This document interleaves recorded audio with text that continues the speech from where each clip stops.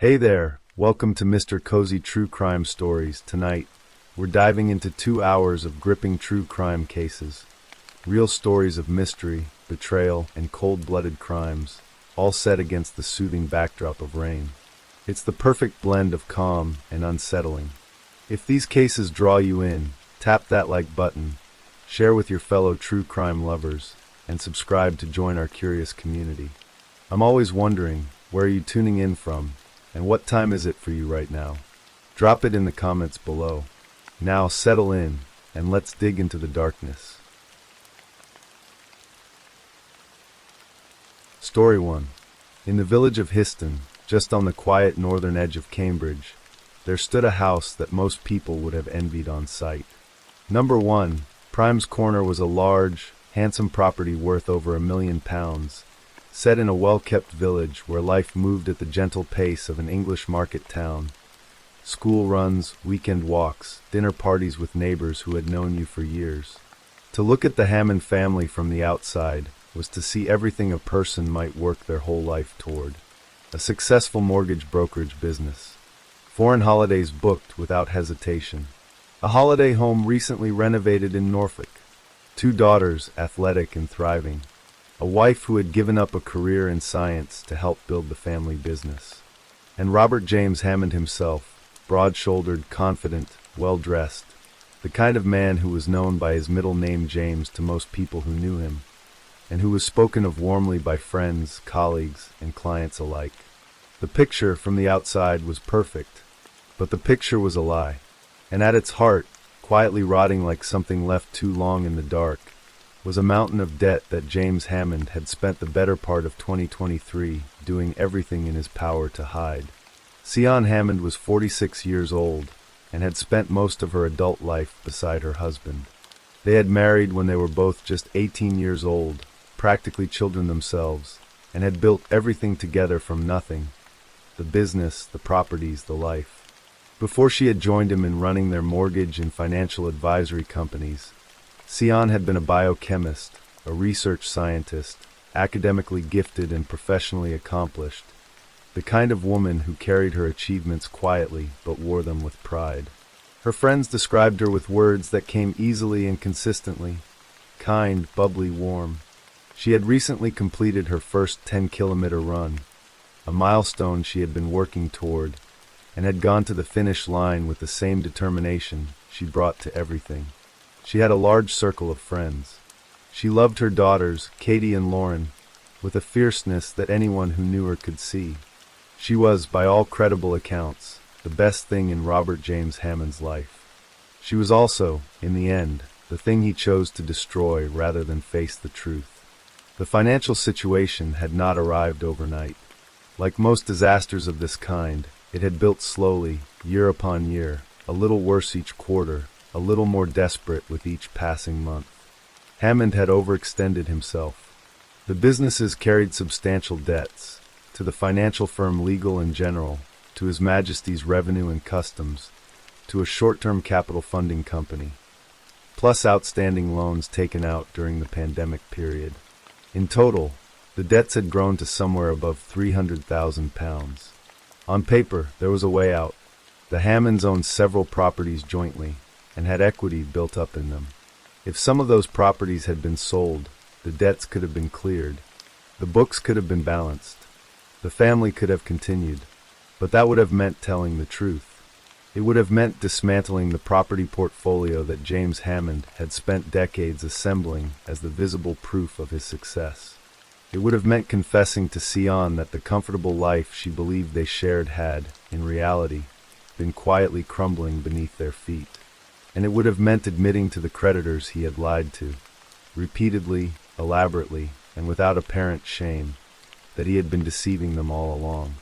James Hammond had, by this point, told his creditors an extraordinary web of untruths. He had told representatives from Legal & General and from HMRC that he had been diagnosed with cancer. He had told them he had suffered a mental breakdown. He had told them he had relapsed. He had told them that he and Sion were separating and divorcing. He had told them that Sion had been unwell, that she had been in hospital, that she had been the one making business decisions without his knowledge while he was off sick. He had even told an HMRC official during an uncomfortable phone call that he was waiting for his oncologist to ring, using the invented image of his own terminal illness to end a conversation about money. None of it was true. Every word of it was fabrication. What is perhaps most chilling about all of this is the detail.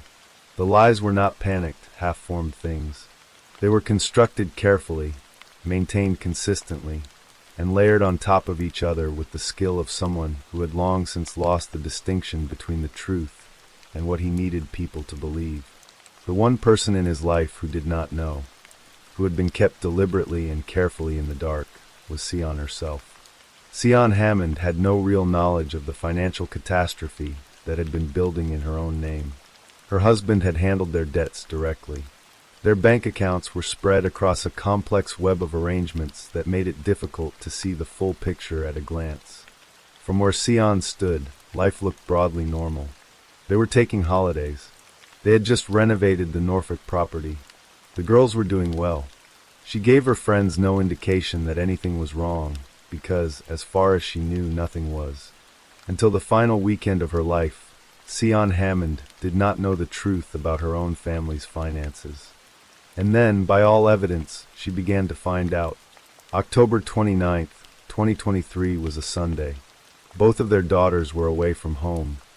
One had been in Switzerland and was flying back that day. Sion, who was deeply afraid of flying, had planned to take a small dose of diazepam that weekend to manage her anxiety about her daughter's flight. It was a fact that Hammond knew. He had searched the internet 3 days earlier, on Thursday, October 26th, for the lethal overdose dosage of diazepam. He had also, on the morning of that same Sunday, searched for instructions on how to disconnect the passenger side airbag on a Ford Focus, a model of car the family owned, and one in which Sion was often a passenger. These searches showed Hammond had spent several days seriously considering how to kill his wife. He had thought about staging an accidental overdose.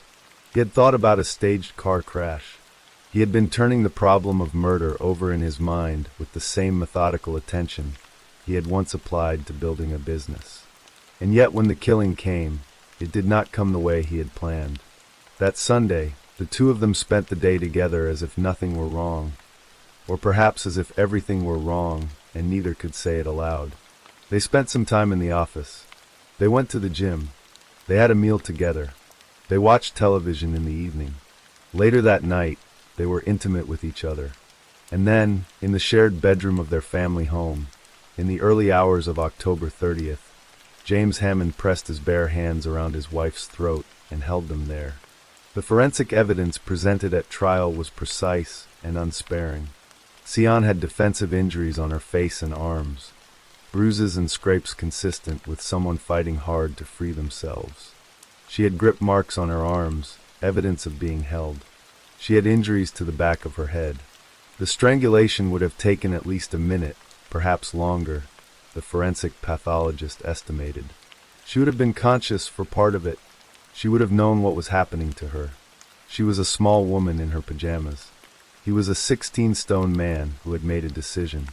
It must have been particularly terrifying for a woman to be attacked in her own bedroom by the man she loved, the man who, above all others, she should have been able to trust to protect her. When it was over, Hammond picked up his phone and dialed 999. He told the emergency dispatcher that he had found his wife face down on the bed, unresponsive and not breathing. The dispatcher, calm and professional, began walking him through CPR instructions. Hammond gave every impression of following them. He made the sounds of someone frantically trying to save a life. He said the right things in the right order, but he performed no CPR at all. He already knew Sion was dead. He did not want her to be saved. What he was performing, with the same cold craft he had applied to every lie before it, was the opening act of a cover story. Paramedics arrived and Sion Hammond was pronounced dead at the family home. In the hours and days that followed, Hammond played his role as the devastated husband with the same discipline he had brought to everything else. He spoke to people about his grief. He made arrangements. He contacted his creditors, because even in his first day of widowhood, his mind was already moving toward the money. He told a legal and general representative on October 30th, the very morning of Sion's death, that they had been in the process of divorcing. It was a lie that served no clear purpose in that moment except force of habit, the instinct of a man for whom truth had become a tool to be used only when convenient.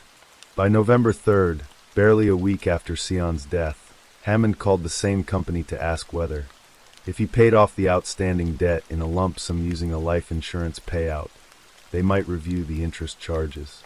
He had eyes already on the prize, the £450,000 that had been the sum of Sion's life, translated now into a financial instrument he intended to use to clear his books.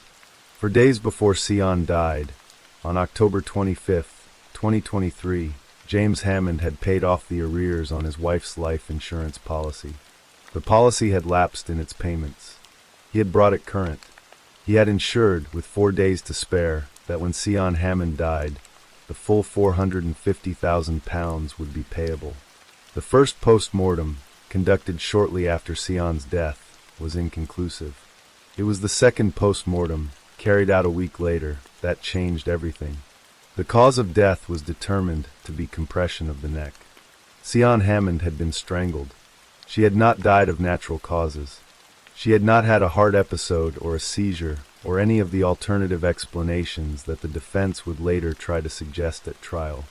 A forensic pathologist named Dr. Fitzpatrick Swallow had examined the body and found no natural cause, no contributory factor that could explain away what the evidence showed. On November 10th, 2023, James Hammond was arrested. He denied everything. He had always denied everything. It was by this point the only thing he knew how to do. At trial before Cambridge Crown Court, he maintained his innocence throughout, and his defense team suggested that Sion's death may have been caused or accelerated by a cardiac defect or an epileptic seizure, a suggestion for which, as the judge noted, there was not a shred of evidence. No defense medical expert came forward to support it. Dr. Fitzpatrick Swallow had rejected every alternative theory. The jury listened to weeks of testimony, reviewed the financial records, the internet search history, the Whoop fitness data, the phone records, the testimony from legal and general and HMRC representatives, the evidence of friends who said Sion had seemed fine and shown no signs of knowing anything was wrong. And on July 17, 2024, they returned a unanimous verdict of guilty. On July 23, 2024, Robert James Hammond stood in the dock at Cambridge Crown Court while the Honorable Mr. Justice Kavanaugh delivered his sentencing remarks. The judge spoke for a long time, and he spoke with precision, walking through each element of what Hammond had done and what it revealed about who he was. He noted that Hammond had shown no remorse. He noted that Hammond had continued to lie even after the verdict, that his account of events still could not be trusted, and that he had not had the honesty even in defeat to give Sion's family and his own daughters any true understanding of what had happened in that bedroom. He noted that Hammond's daughters, Katie and Lauren, had written to ask for leniency for their father, and that their love for him was understandable and moving, but that the blame for the length of the sentence rested entirely with the man who had committed the murder. Before pronouncing the sentence, the judge paused to speak about Sion Hammond directly, as if she deserved to be named and described fully in the place where her killer was being held to account. He described her as a lovely person, kind, bubbly, very friendly, a wonderful mother, devoted to her daughters and proud of them, a loving wife, an academic high achiever who had earned a degree in biochemistry and built a career as a research scientist before giving it up to support her family and her husband's business. A woman who had recently completed her first 10-kilometer run. A woman who had, by every account, loved her life and the people in it, and who had given no one, not her friends, not her family, not her daughters, any reason to believe that anything was wrong, because she had been kept from knowing. The sentence was life in prison, with a minimum term of 24 years before Hammond could even be considered for release. He will not be eligible to face a parole board until he is past 70 years old. Even then, release is not guaranteed. He will spend the rest of his productive life in a prison cell. Hammond showed no visible reaction as he was led from the dock to the cells. He had blown kisses to his family in the public gallery just before the sentence was read. Even at the end, there was something theatrical about him, something performed. The gesture of a man still managing his appearance, still conscious of how he looked to the people watching. It is, in retrospect, the gesture that says everything. The story of Robert James Hammond is not a complicated one beneath its surface. It is a story about a man who could not admit failure, who had chosen deceit so consistently and for so long that honesty had become something foreign to him, and who, when the lies finally cornered him, chose to take the life of the woman who had built everything beside him rather than face what he had done. There was a way out. His own judge said so plainly. The debts could have been paid. The properties could have been sold. The life would have been diminished in some ways, but it would have continued, for Sion, for Katie, for Lauren, for everyone. Hammond chose otherwise. Sion Hammond was 46 years old. She had a biochemistry degree and a love of fitness and a large circle of friends who spoke of her warmth and her kindness. She had 2 daughters who are now growing up without a mother, carrying both her loss and their father's crime. She had a mother and a sister who wrote to the court and still, somehow, asked for leniency for the man who had killed her. A detail so achingly human, it is almost impossible to comprehend without feeling the full weight of what grief does to people. She had recently crossed the finish line of a 10-kilometer run and felt, perhaps, that she was building towards something new. She was. She just did not know that someone who should have protected her had already decided, for days before she died, to ensure the insurance policy was paid up to date. Justice, in this case, arrived with the clarity of a jury that saw through every lie, aided by detectives who built a meticulous case from fitness app data, internet searches, financial records, and the cold testimony of the body itself. It arrived in the form of a judge who named Sion Hammond as a real person before pronouncing her killer's fate. It arrived as a sentence of life in prison for a man who had convinced most people who knew him that he was the last person on earth capable of something like this. Which is perhaps the most important lesson that this case leaves behind, that the most dangerous lies are not the loud ones, but the quiet, sustained, carefully managed ones, built over years, told to everyone, by a man who had long since learned that with enough performance, even the people closest to you will believe whatever story you choose to tell them. Story 2.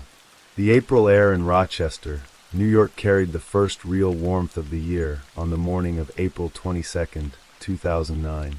Temperatures had climbed to an almost unbelievable high, the kind of sudden, teasing heat that comes before the long summer settles in. For Dawn Drexel, it was just another morning in the Rochester suburb of Chile, where she lived with her husband Chad and their children. But for 17-year-old Brittany, that warmth must have felt like a promise, like the world opening its arms. She had been fighting with her mother for days. The argument was familiar, a spring break trip to Myrtle Beach, South Carolina, with a group of friends. No adults going along. A mother's intuition screaming no. A teenager's restlessness screaming yes. Dawn had said no, firmly and clearly. She did not know the other teenagers well. There would be no adult supervision. And more than logic, she had a feeling, one of those quiet, inexplicable premonitions that parents sometimes carry like stones in their chests, that something terrible would happen if Brittany went. So she had refused. Brittany asked, then, if she could simply stay at a friend's house for a couple of days to let the tension between them cool. Dawn agreed. It seemed reasonable, a compromise. What she did not know, could not have known, was that her daughter had already packed a bag for an entirely different destination. By the time Dawn watched her daughter walk out the door that Wednesday, Brittany was already on her way to South Carolina, over 800 miles from home, in a car with teenagers heading toward the beach, without telling her mother a single word of it. Brittany Marie Drexel had been born on October 7, 1991, in Rochester, to Dawn and a young man named John Kahyaoglu, who was of Turkish descent. They were teenagers themselves and never married, and shortly after Brittany's birth, Dawn married Chad Drexel, who adopted the girl as his own. Growing up in Chile, Brittany was a high school junior with a life full of ordinary teenage things: friends, sports, a boyfriend named John Greco who stayed behind in Rochester that April because of work. She was known for her distinctive eyes, the result of a condition called persistent hyperplastic primary vitreous in her right eye that had required several surgeries and left that eye blind. To manage its tendency to wander, she wore contact lenses. It gave her a particular memorable look, a young woman with a quiet difference, moving through the world with the particular confidence of someone who had long since made peace with standing out. She arrived in Myrtle Beach on April 22nd and checked into the Bar Harbor Hotel with her group of friends. The next 3 days, by all accounts, were what spring break is supposed to be: warm ocean air, the sound of music spilling from hotel balconies, the careless laughter of young people on a borrowed holiday. Dawn, back in Rochester, received a phone call from Brittany during the daytime on April 25th, and her daughter mentioned being at the beach. Dawn assumed, perhaps too easily, that she meant a beach along Lake Ontario near their home. The temperatures were unseasonably warm in Rochester, too.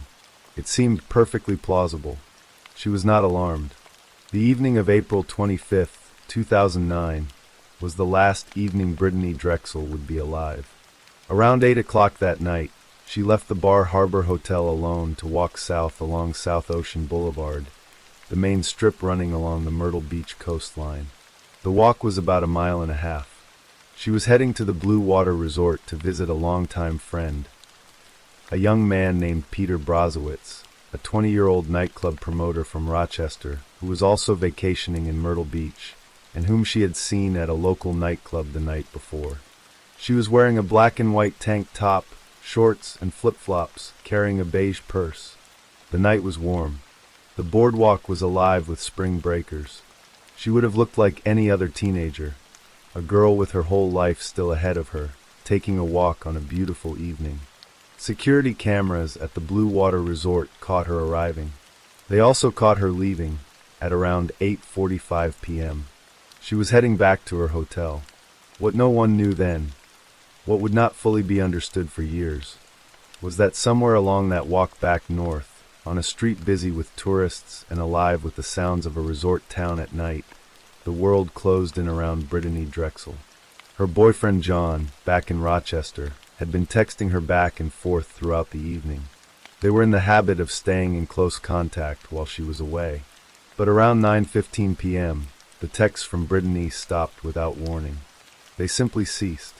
No goodbye, no explanation, no signal that anything had changed. Greco waited, then tried calling. No answer. He called her friends in Myrtle Beach to ask if they had seen her. They had not. Growing frightened, he called Dawn Drexel. And in that phone call, Dawn learned 2 things simultaneously: that her daughter was missing, and that her daughter had been in Myrtle Beach the entire time. The horror of that moment, the double betrayal of trust giving way instantly to the raw terror of a missing child, is almost impossible to describe. Dawn called her husband Chad. She called the Rochester police, hoping they could reach law enforcement in South Carolina. She called Brittany's phone over and over and over, each unanswered ring a sound like a door closing. She drove to Myrtle Beach as fast as she could, leaving her life in Rochester behind, because she could not be in a room 800 miles away from where her daughter had last been seen. Myrtle Beach police began their search the following morning, April 26th. They pulled the security footage from the Blue Water Resort and identified the path Brittany had taken. They interviewed Brazowitz and the other young men at the hotel. No one had been with her when she left. No one had seen what happened next. Police searched her room at the Bar Harbor Hotel and found something that deepened their concern enormously. All of the clothes she had packed were still there. Only her purse and cell phone were missing. A girl does not leave her clothes behind. Technology gave them one more thread to pull. Brittany's phone, though unanswered, was still registering with cell towers as it moved. The signal data traced a path heading south and west from Myrtle Beach, 50 to 60 miles away, following the corridor of U.S. Route 17 toward a rural stretch of land near the border between Georgetown and Charleston counties. The ping stopped abruptly in the early morning hours of April 26th. The phone had gone silent near a place of dense woods and slow rivers and alligator-filled swamps, the deep South Carolina lowcountry, a place where a person could vanish and not be found for a very long time. Police searched the area for 11 days, on horseback, on ATVs, and on foot, pushing through the thick vegetation and the summer heat. They found nothing. Brittany Drexel had disappeared completely, leaving behind only a path of cell tower pings that ended in the middle of nowhere. Meanwhile, almost simultaneously with the beginning of that search, a registered offender named Raymond Douglas Moody was pulled over for a traffic violation in Surfside Beach, just south of Myrtle Beach, on April 26th, the very morning police launched their search for the missing teenager. On his face and neck were claw marks, fresh scratches that had not been there before. A retired police lieutenant later recalled them clearly. Moody was stopped, cited, and released. The connection to the missing girl was not made that day. Raymond Moody was 62 years old at the time of Brittany's disappearance, and had a history that should have made every alarm in law enforcement ring loudly. In 1983, he had been convicted in California of multiple violent crimes, the kidnapping and physical assault of young girls, and sentenced to 40 years in prison. He had served roughly half that sentence before being released in 2004, after which he returned to his hometown of Georgetown, South Carolina. He moved into a small roadside motel called the Sunset Lodge and settled back into quiet, unassuming life on the surface. He had been charged with indecent exposure in September 2008, a charge reduced to public disorderly conduct. In February 2009, just 2 months before Brittany disappeared, he had been cited for failing to register as a sex offender and fined a mere $250. A man with a history of predatory violence against young women, living in the region, with fresh scratches on his face the morning a teenage girl went missing. And yet it would be years before the full weight of that coincidence was understood. Dawn Drexel did not go home. Having driven to Myrtle Beach in the days immediately following her daughter's disappearance, she eventually made it her permanent home. She could not bear to return to a normal life while Brittany was somewhere out there in the Carolina wilderness, unaccounted for. Dawn became a constant, painful presence at the edges of the investigation, appearing on television, speaking to journalists, pressing law enforcement for answers, advocating for her daughter when it seemed the case might fade from memory. She had a theory that Brittany had been trafficked, abducted, and sold.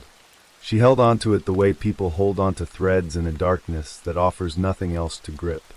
In August 2011, after 2 years of near silence on the case, police searched an apartment in Georgetown County, the Sunset Lodge where Moody had been living. Detectives had located Moody's name through the local sex offender registry and put his profile under greater scrutiny. The search of the motel room found no physical evidence that could directly link Moody to Brittany. He was named a person of interest, but not charged. The case went cold again. The next years stretched out long and agonizing. Brittany's family marked anniversaries without answers. Dawn gave interviews. She raised awareness. She refused to let the world forget her daughter's name.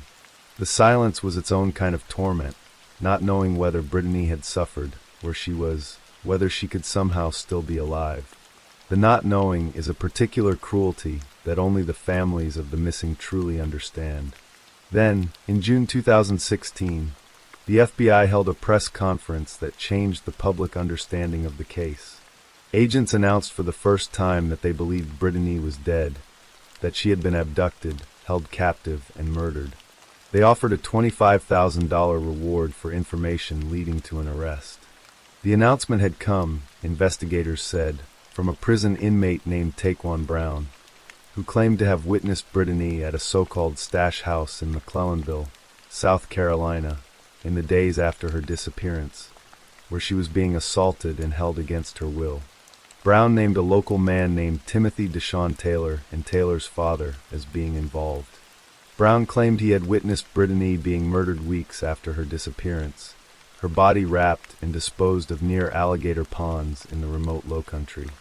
Timothy Taylor, through his attorney and his mother, steadfastly denied any involvement. He called the accusations outrageous.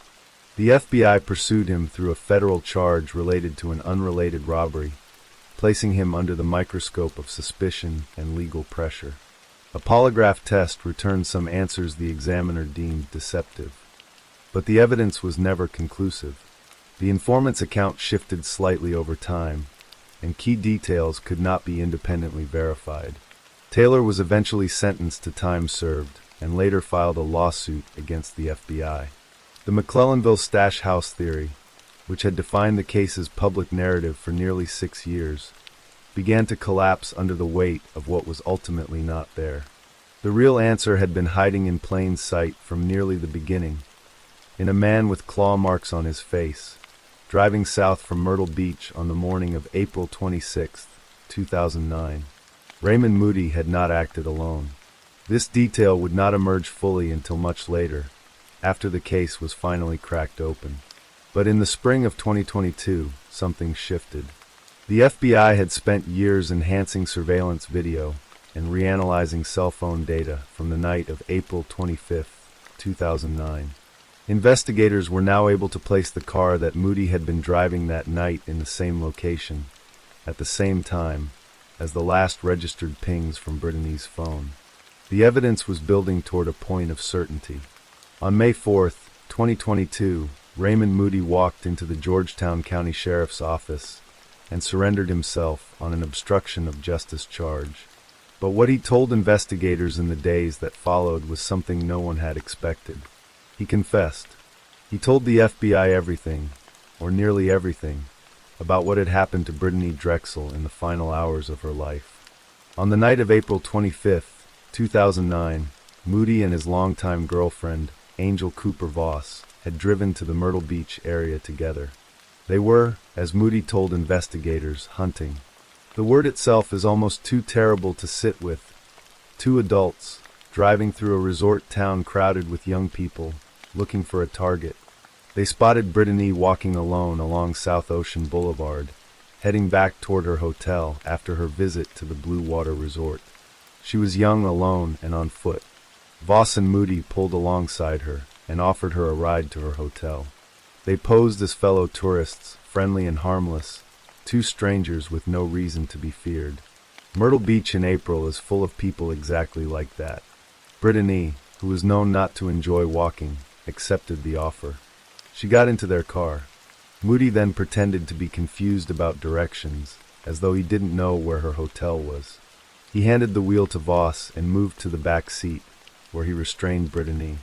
When they drove past her hotel without stopping, when the familiar lights of her destination disappeared through the back window of a stranger's car, Brittany Drexel must have understood, with a clarity that no 17-year-old should ever have to feel, that she was in danger.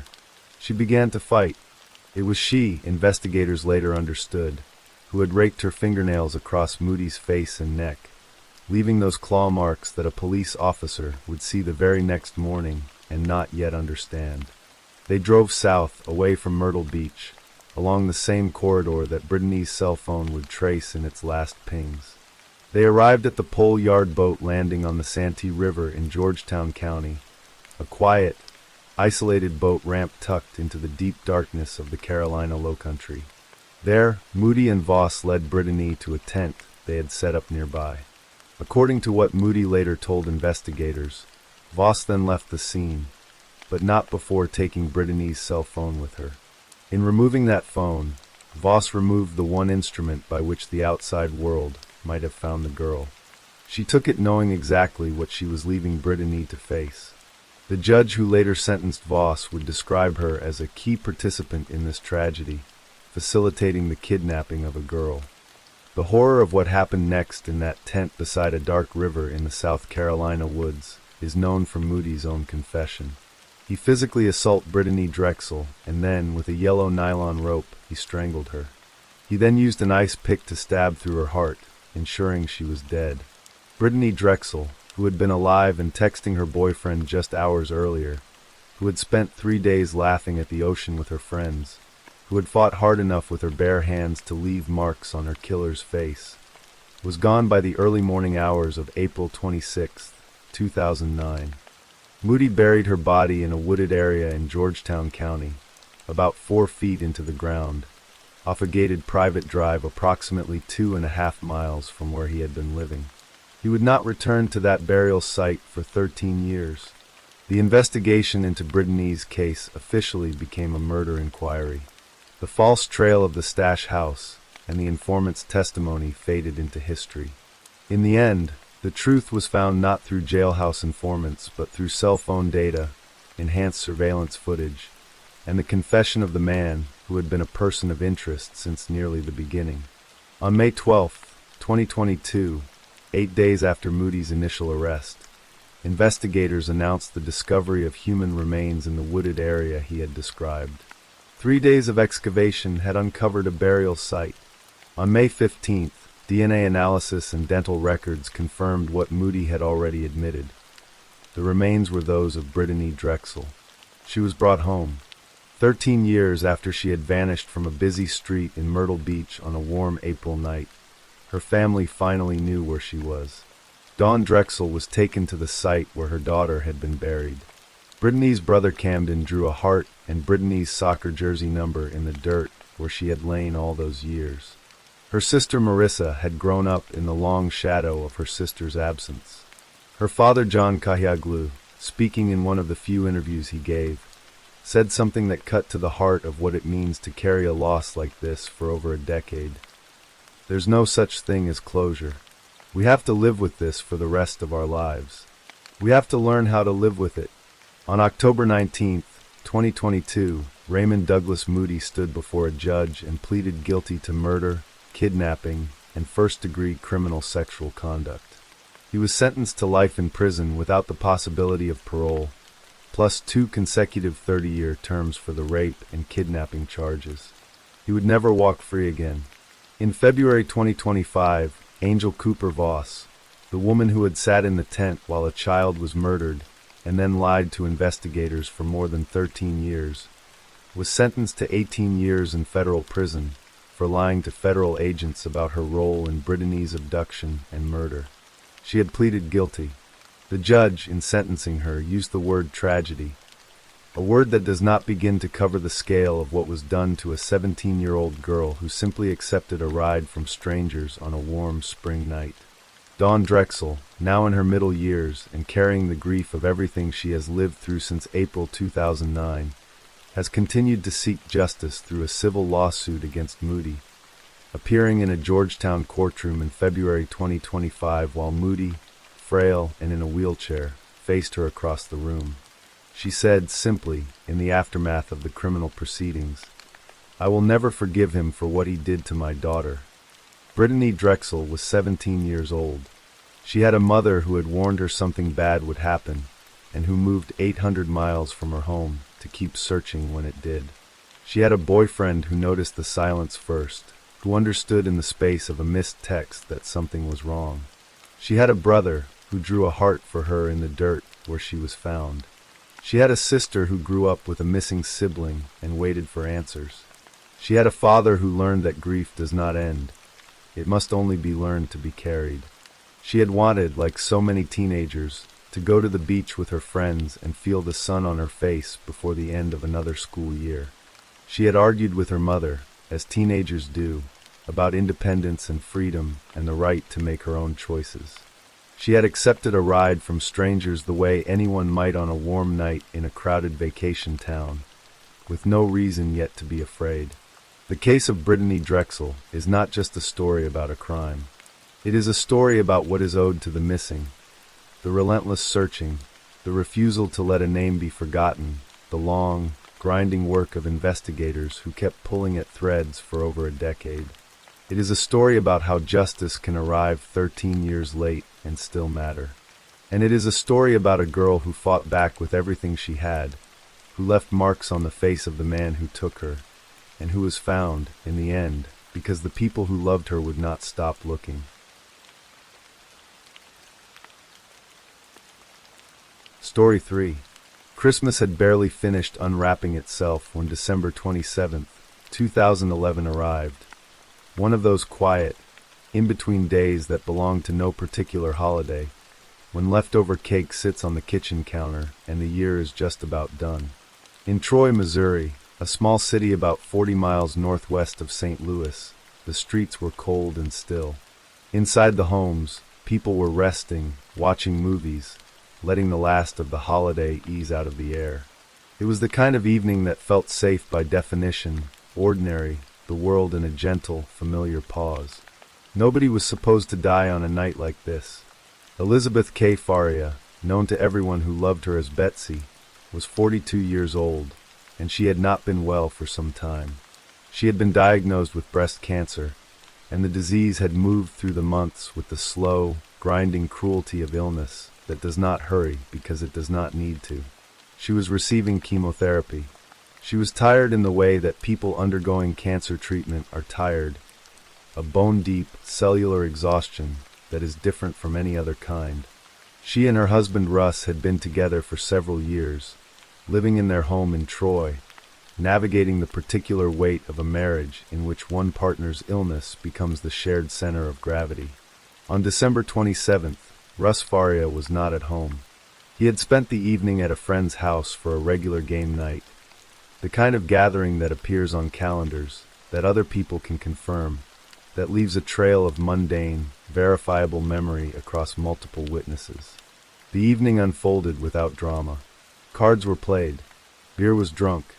Time passed in the easy, companionable way it passes among people who have known each other for years. When the night was over, Russ drove home. He came through the door and found Betsy on the living room floor. She had been stabbed 55 times. A steak knife had been left embedded in her throat. Her wrists had been cut to the bone. The violence that had been done to her was extraordinary in its ferocity, not the clinical, purposeful efficiency of a professional act, but something frantic and intimate and savage, the work of someone who had wanted to make absolutely certain that Betsy Faria did not survive. Russ stood in the doorway of his own home, staring at his wife's body, and called 911. The first investigators to arrive at the scene would shape the entire trajectory of what followed, and not in a direction that served justice. Russ told the 911 dispatcher, in the chaotic, disconnected way of someone in acute shock, that his wife had died by suicide. It was a statement that made no sense given what any investigating officer could see with their eyes. 55 stab wounds are not suicide, but it was a statement made by a man who had just walked into the worst thing he had ever seen in his life, and whose mind was struggling to process it. Investigators, however, heard what they wanted to hear. They noted the distraught, seemingly unstable husband. They formed a conclusion. They walked backward from that conclusion through the entire investigation. The fact that Russ had a solid alibi, multiple people who could account for his whereabouts throughout the evening, phone records placing him away from the house, witnesses who had spent hours with him and had no reason to lie, ought to have been the foundation of any honest investigation. Instead, investigators found ways to discount the alibi witnesses, to suggest that Russ had slipped away long enough to drive home, commit the murder, and return without anyone noticing.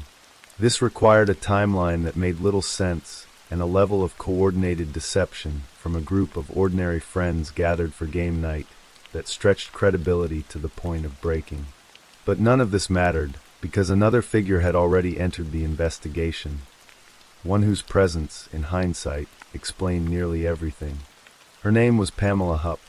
She was Betsy's close friend and co-worker, a woman who had been woven into the fabric of Betsy's life in the years leading up to the murder, someone Betsy trusted with the kind of intimacy that only illness can create between people. When you are facing cancer, when the future has become uncertain, you draw your circle close. You confide in the people you believe will carry your trust carefully. Betsy had confided in Pam. She had leaned on her. And Pam, on the night of December 27, 2011, had been the last known person to see Betsy alive. Pam told investigators that she had driven Betsy home from a cancer support group meeting that evening, dropping her off at the Faria house. She described Betsy as tired after chemotherapy. She said she watched Betsy go inside. She drove away. That was her story, and it was simple and coherent and delivered with the composed, cooperative manner of a concerned friend who only wanted to help. What investigators did not yet know, what they would have known immediately if they had been looking at anyone other than Russ Faria, was a piece of information that changed the entire shape of the case. For days before Betsy was murdered, a change had been made to Betsy's life insurance policy. The policy was worth $150,000. Under the terms of the policy, the beneficiary had been Betsy's daughters from a previous relationship, the people any normal reading of Love and Legacy would suggest should receive that money if Betsy died. But Betsy, for days before her death, had signed paperwork changing the sole beneficiary of that $150,000 policy to Pamela Hupp. Pam later said that Betsy had changed the beneficiary because she worried that her daughters had drug problems and would not use the money responsibly, and because she wanted to make sure that Russ did not benefit from her death. She said Betsy had trusted her to manage the money appropriately. It was a plausible story on its surface. People make complicated decisions about their estates, especially when they are ill and frightened and trying to control what they can. But it was also a story that required listeners to believe that a dying woman had chosen her co-worker over her own children as the person she trusted most with a significant sum of money. Not long after Betsy's death, Pam withdrew the $150,000 and deposited it into her own bank accounts. She gave Betsy's daughters a total of $1,000 only. None of this caused investigators to look more carefully at Pam Hupp.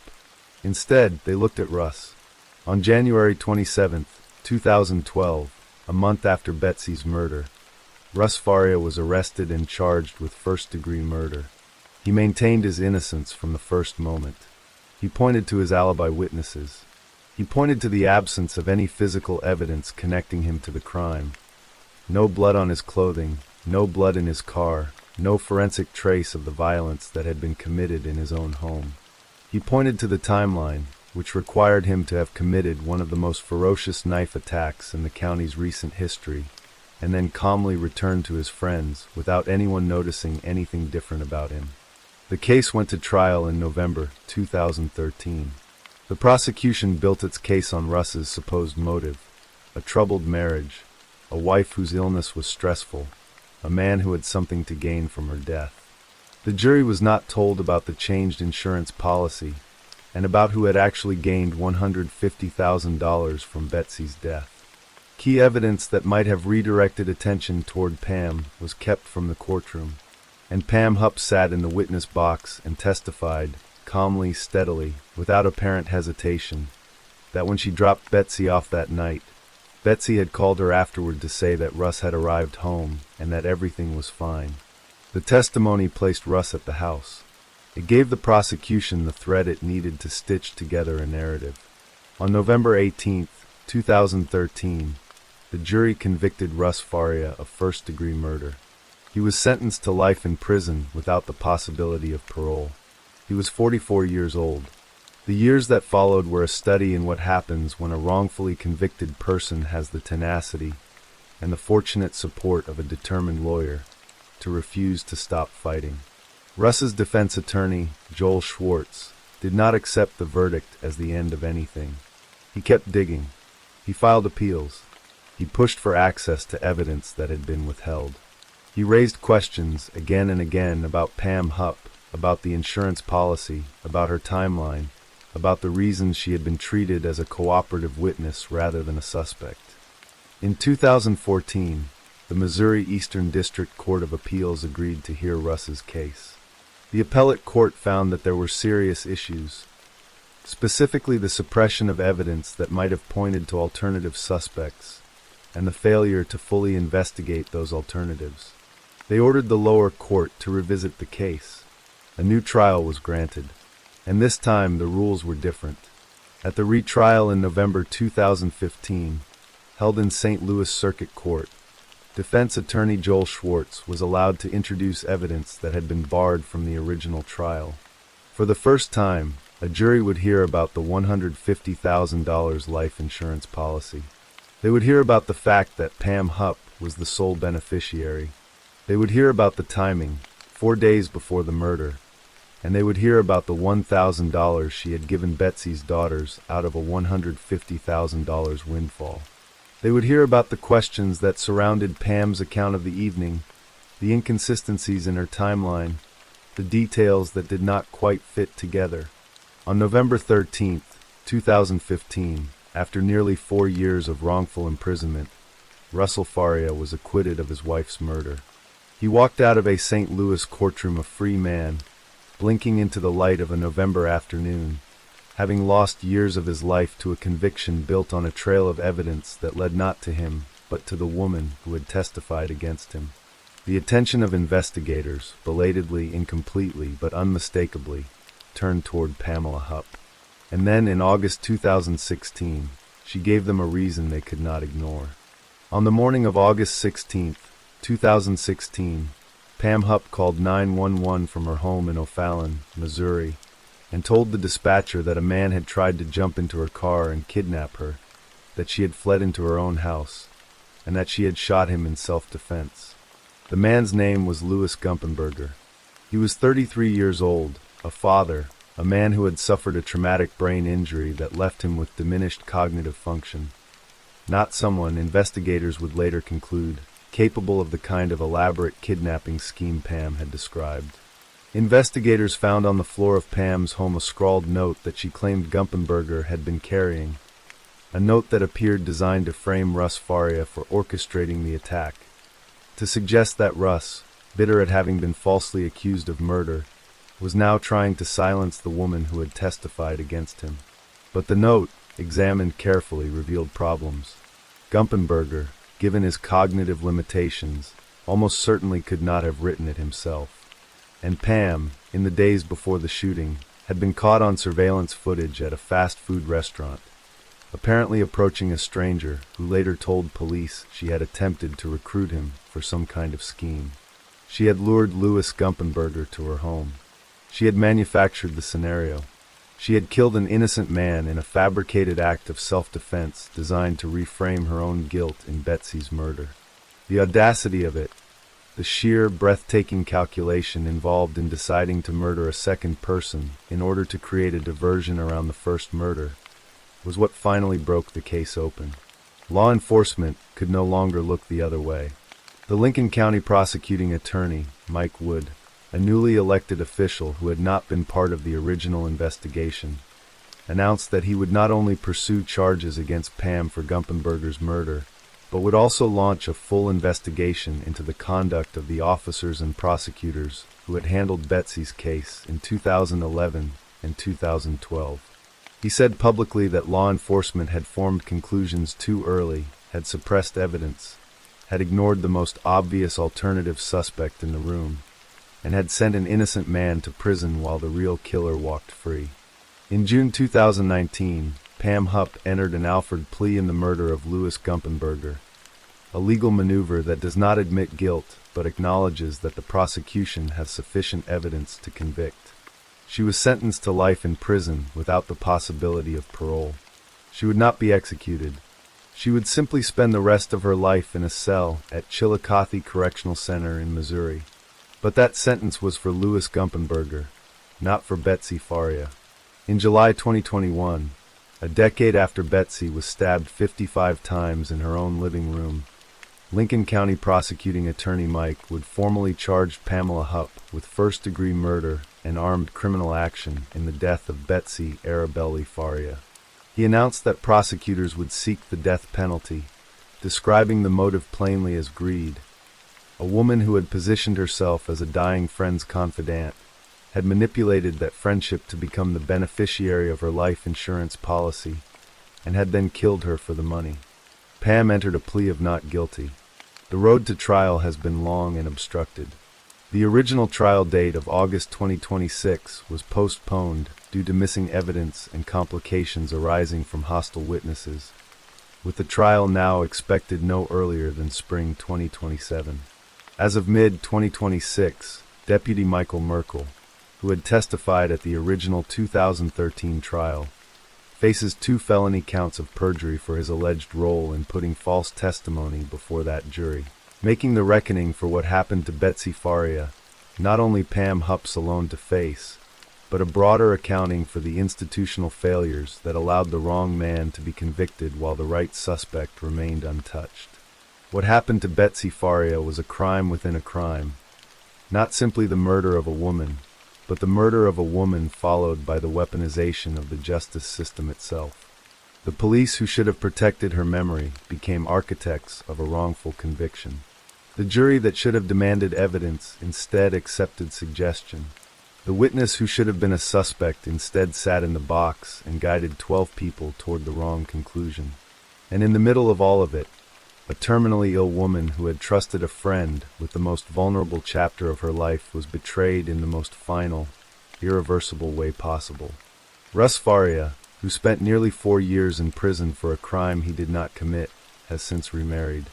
He has spoken publicly about the experience with a directness that carries the particular clarity of someone who has been through the worst of what the justice system can do and has come out the other side still standing, still speaking.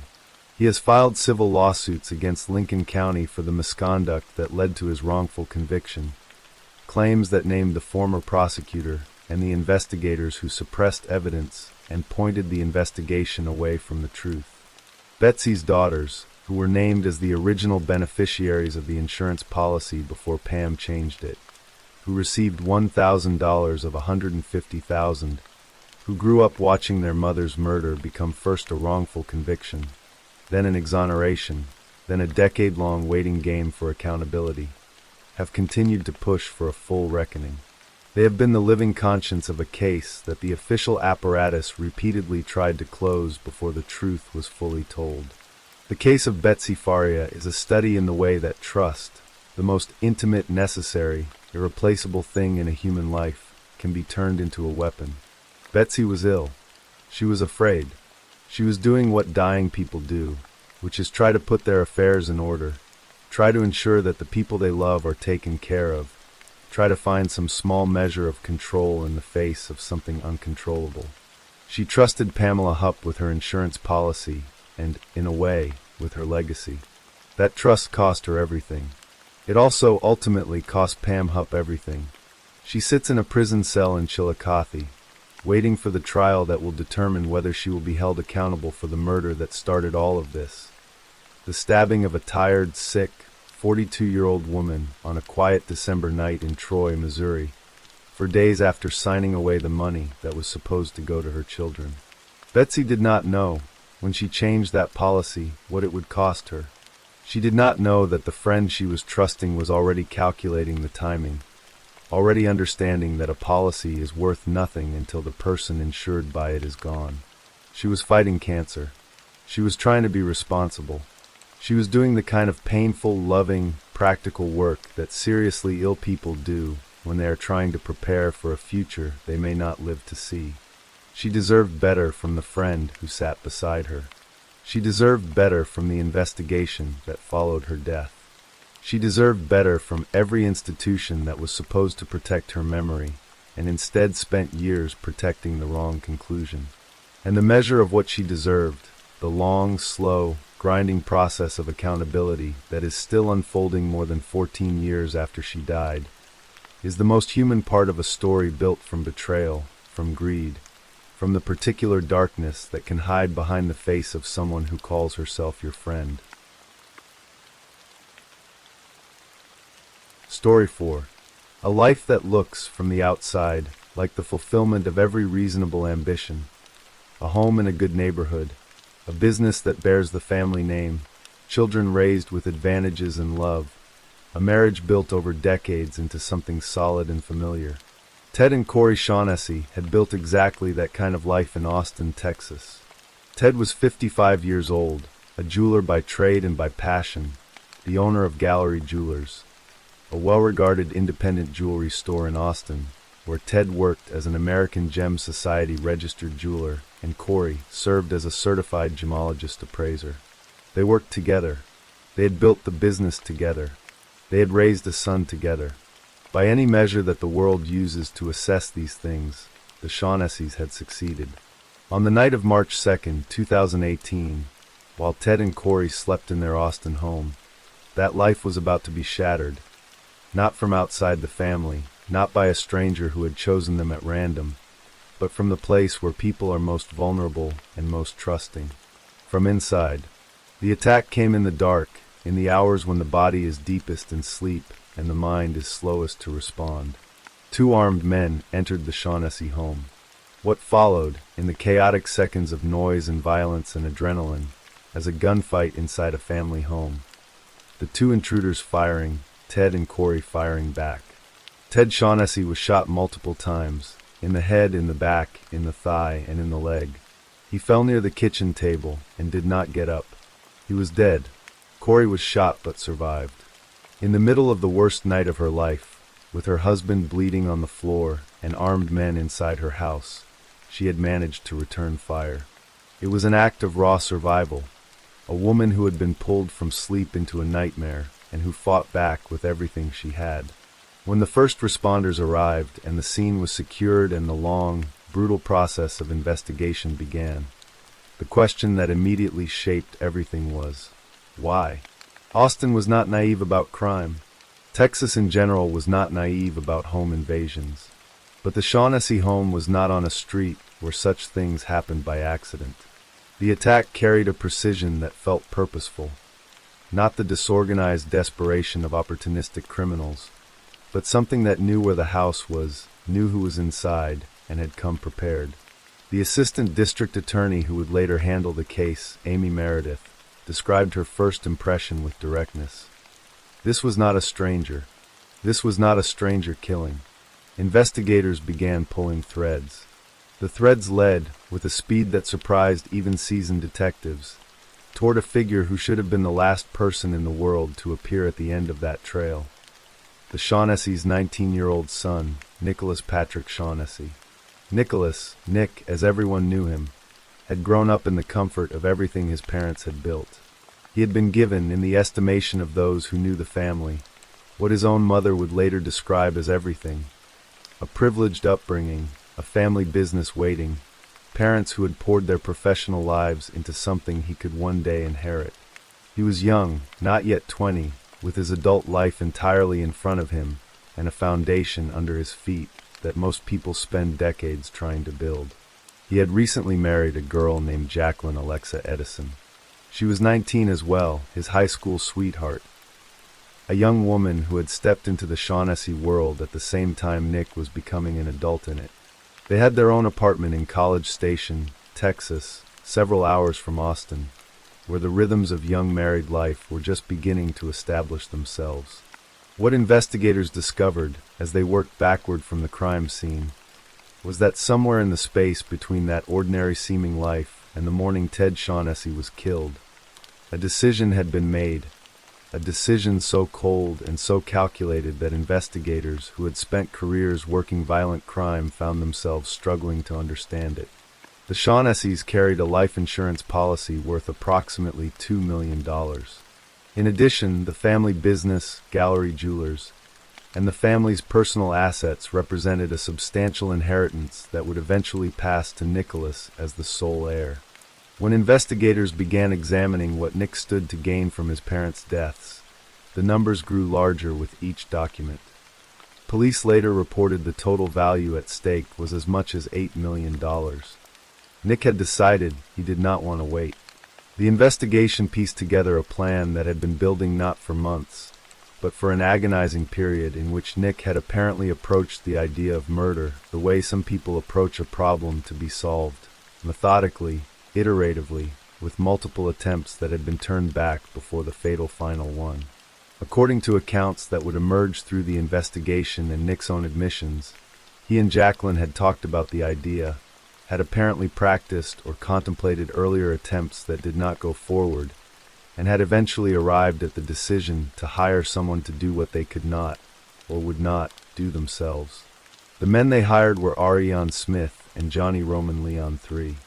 Leon was the triggerman, the one who physically entered the house and opened fire on the night of March 2nd, 2018.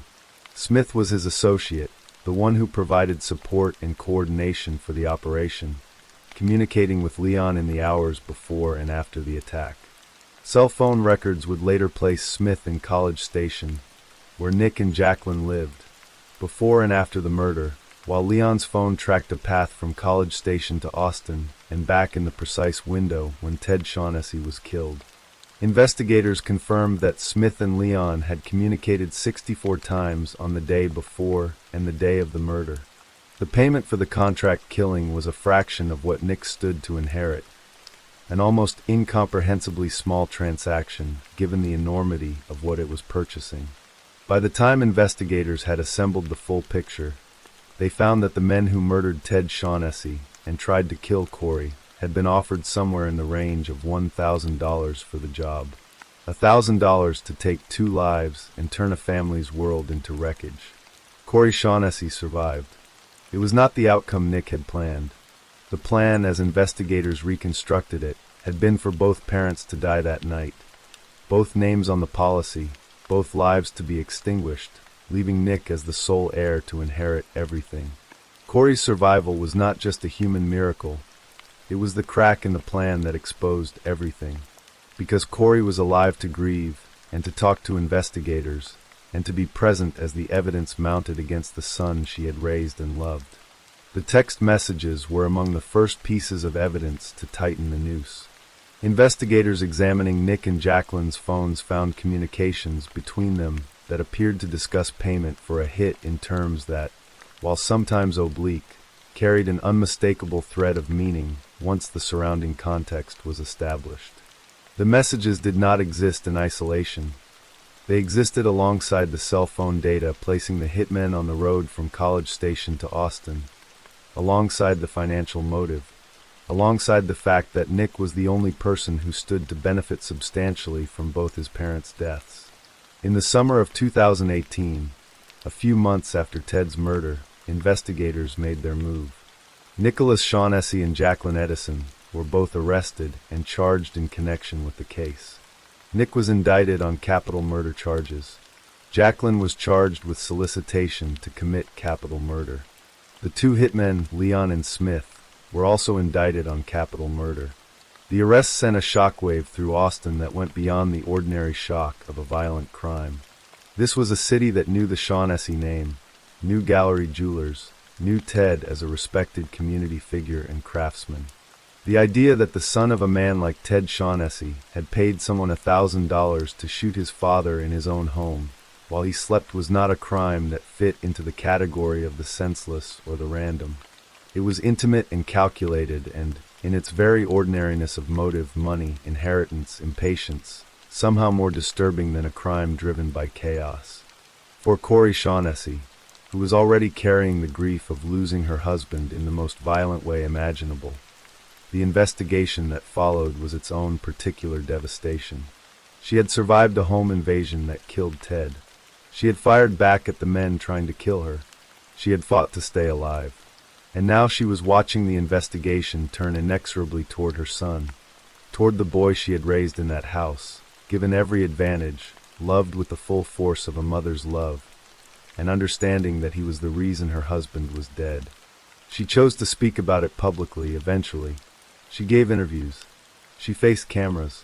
She described what it was to be both the victim and the mother of the perpetrator, to hold 2 incompatible truths simultaneously in the same heart and continue breathing. It was, by any measure, one of the most psychologically complex positions a human being can occupy, and Corey occupied it with a combination of grief and forthrightness that many who followed the case found extraordinary. The legal proceedings moved through their own slow architecture over the following years. In the spring of 2021, 3 years after Ted's murder, the Travis County District Attorney's Office, under prosecutor Jose Garza, made an offer to avoid the possibility of a death sentence, which the charges technically permitted. Nick, Leon, and Smith all accepted the terms. A guilty plea to capital murder, with a sentence of 35 years in prison and the possibility of parole. All 3 men entered their pleas and were sentenced to 35 years. The case against Jacqueline Edison was more complicated, both legally and in terms of public perception. Nick maintained that Jacqueline had been a full partner in the plot, that she had known about and participated in the planning, that she had helped facilitate the payment to the hitmen. Jacqueline maintained that she had known what Nick was planning, had been horrified by it and had tried to stop him. She denied being an active co-conspirator. She denied paying the hitmen directly. In June 2023, Jacqueline Edison pleaded guilty to conspiracy to attempt to commit capital murder by terror threat or other felony. The plea deal resulted in a sentence that shocked many who had followed the case: 120 days in jail, followed by 10 years of probation. As a specific condition of her parole, she was required to spend the night in jail on every anniversary of Ted Shaughnessy's murder for the duration of the 10-year probationary period, a requirement that the judge had apparently designed to ensure that one night a year, she would be forced to inhabit the physical space of incarceration as a reminder of what her choices had cost. She walked out of an Austin area jail on October 17, 2023, after serving her 4 months. The disparity between her sentence and the 35-year sentences received by Nick and the 2 hitmen became one of the most widely discussed aspects of the case. Corey Shaughnessy made her position plain. She believed Jacqueline had been a full partner in the murder plot, and that the sentence did not reflect the depth of her involvement. Assistant District Attorney Amy Meredith was equally direct. She knew. She knew what he was trying to do. She could have stopped this at any time. Nick himself had given an interview to reporter from behind prison walls, one of the strangest and most revealing conversations to emerge from the entire case. He sat across from the reporter and attempted to explain, in the vocabulary of remorse and psychological confusion, how a person moves from the ordinary grievances of a privileged young life into the specific, monstrous decision to hire men to shoot his parents while they slept. He described the mounting pressure he felt from his family's expectations. He described the relationship with Jacqueline and how it had intensified his frustrations. He described the dark, escalating conversations about what might happen if his parents were gone. What the interview revealed, to those who listened closely, was not a monster in the conventional sense, not a person built differently from other people, not someone who had always carried violence visibly within them. What it revealed was something more unsettling. An ordinary young man with ordinary resentments and ordinary desires who had, through a series of escalating steps, arrived at an extraordinary act of evil. The willingness to hurt those who had given him everything. The calculation of their value in dollars. The ease with which he had found people willing to kill for $1,000. When asked whether he had paid the 2 men to kill his parents, Nick Shaughnessy's answer, delivered in a prison interview, years after his guilty plea, in the careful language of someone who had had time to rehearse, was a single, quiet word: yes. Corey Shaughnessy, who had been shot in her own home, who had watched her husband die, who had then watched the investigation close around her son, who had stood in courtrooms and spoken publicly, and given interviews and faced all of it with a directness that required a kind of daily courage that most people will never be tested to produce. Corey continued to speak. She had not retreated. She had not chosen silence. She had, instead, made the decision that many survivors of complex and intimate crimes eventually reach, that the truth of what happened must be stated plainly, even when it hurts most to do so, because the alternative is to allow something false to stand in the place of something real. She told interviewers that she could not understand how her son had arrived at this decision. She said she had given him everything. She said she believed Jacqueline had played a larger role than her sentence suggested. She said she was still trying to make sense of a night that had taken her husband, turned her son into a convicted murderer, and left her alone in the wreckage of a family that had looked, from the outside, like a life without a crack in it. In the Austin jewelry community, Ted Shaughnessy's name was quietly preserved, a craftsman who had built a respected business over a career defined by precision and care for his customers. Gallery Jewelers had been a working expression of his expertise, his credibility, his identity. The store that bore the weight of his professional life had nothing to do with the violence that ended it. His colleagues in the American Gem Society remembered him as a registered jeweler of genuine skill and integrity. The case of Corey Shaughnessy, the case that bears her name because she is the one who survived, the one who fired back, the one who has had to live inside its aftermath, is, at its core, a study in the terrible mathematics of inheritance and resentment. It is a story about the gap between what a parent gives and what a child believes he is owed. It is about what can happen when a young person decides that the future is not moving fast enough, that the timeline of natural inheritance is too slow, that the obstacle between him and what he wants is the lives of the two people who gave him everything. Ariane Smith, when questioned by police about his role in Ted Shaughnessy's murder, made a request that investigators found stunning. He asked for the death penalty. It was the statement of a man in the grip of something he could not name. Perhaps remorse, perhaps the weight of what he had done settling into his chest with the full force of consequence. He did not receive the death penalty. He received 35 years, the same as Nick and Leon, and is serving that sentence. Jacqueline Edison is somewhere in Texas on probation, spending one night in jail each year on the anniversary of a March evening when a jewelry store owner was shot to death in his own kitchen. Nicholas Shaughnessy is in a Texas prison, 35 years stretching ahead of him, the possibility of parole somewhere on the far horizon of a sentence that will define his middle age the way his parents' wealth and generosity defined his childhood. And Corey is still here, shot, bereaved, betrayed in the most complete way one human being can be betrayed by another, and still here.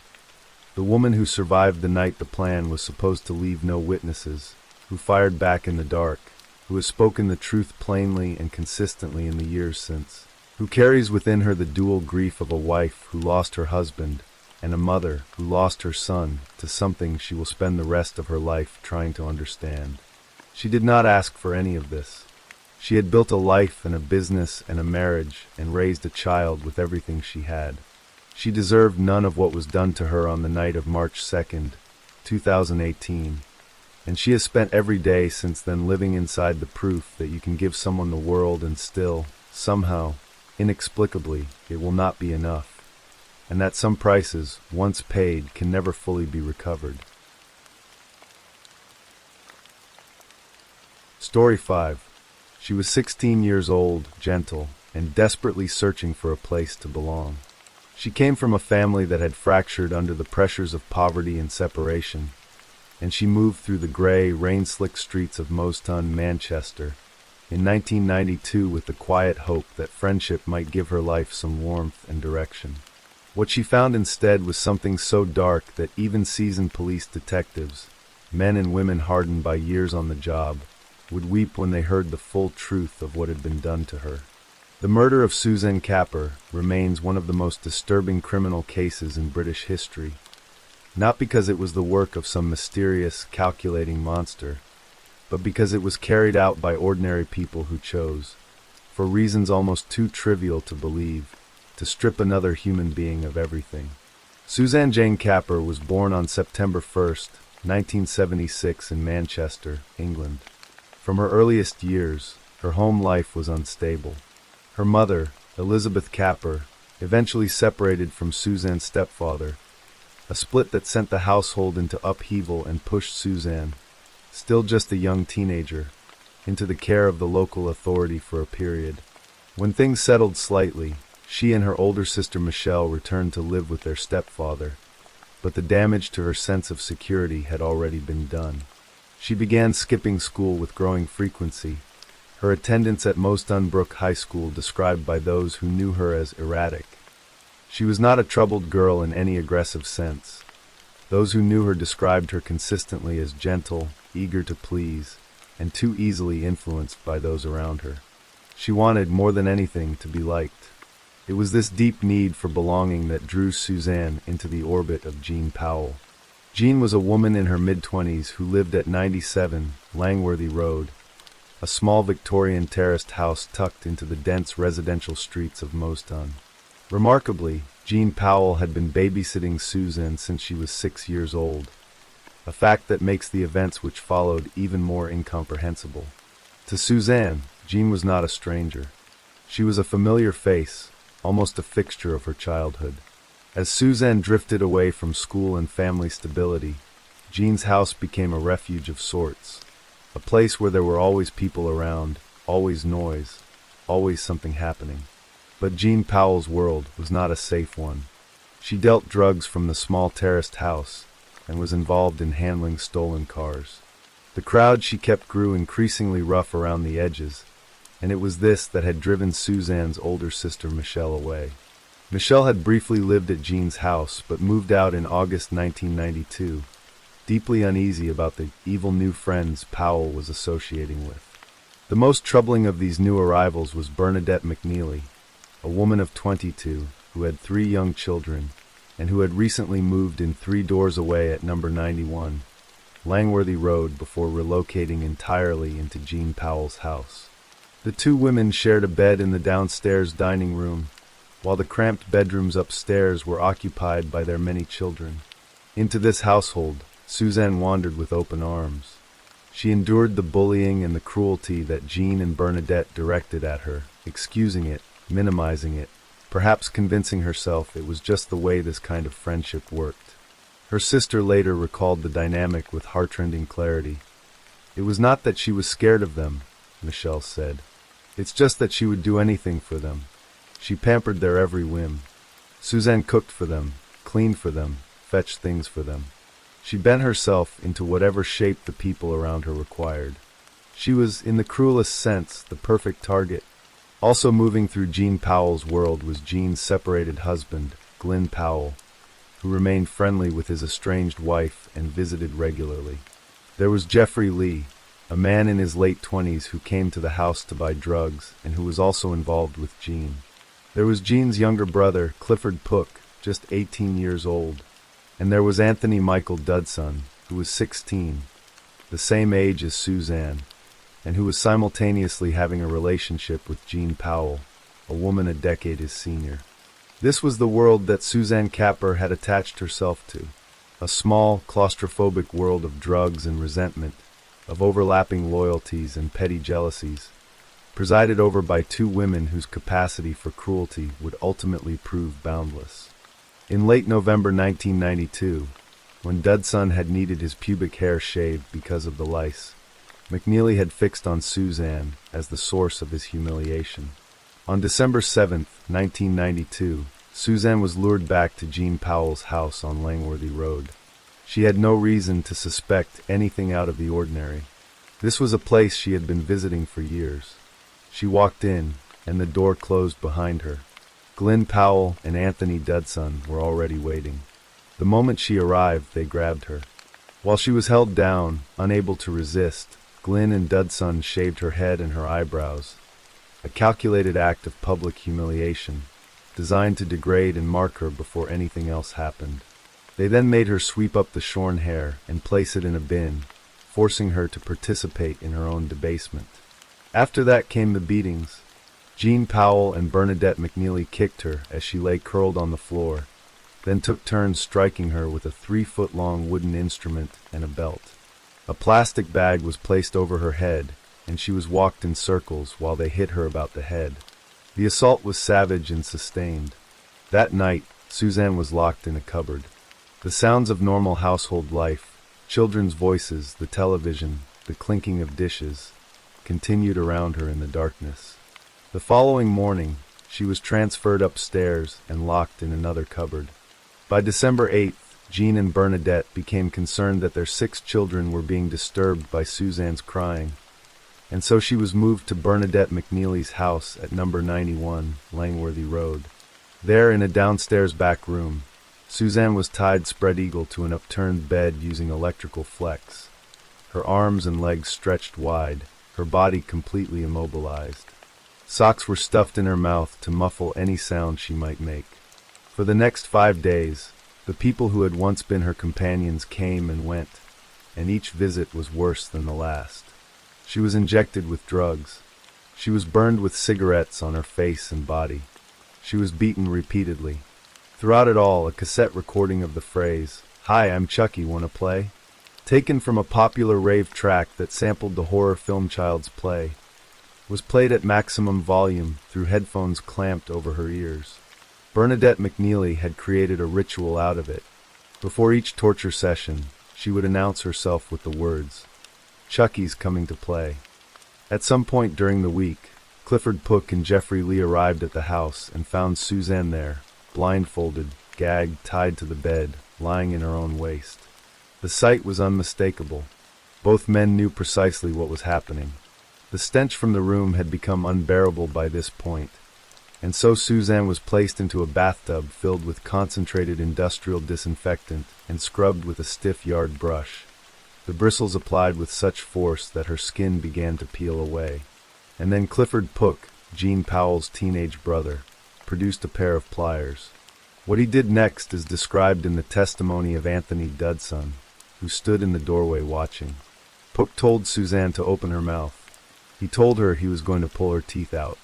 When the pliers slipped and the tooth snapped rather than came free, he struck her teeth repeatedly before managing to extract them. He pulled 2 teeth in total, their roots torn from her jawbone. He was laughing as he worked. There was a moment, a terrible, suspended moment, when rescue was possible. A young man named David Hill, 18 years old, had been asked by the group to sit in at the house. He had heard the noises from the back room, and when he asked what was happening, Jeffrey Lee showed him. Hill saw Susan clearly, saw the evidence of everything that had been done to her. He was then left alone with her. She spoke to him. She asked him to help her. She asked him if he could untie her.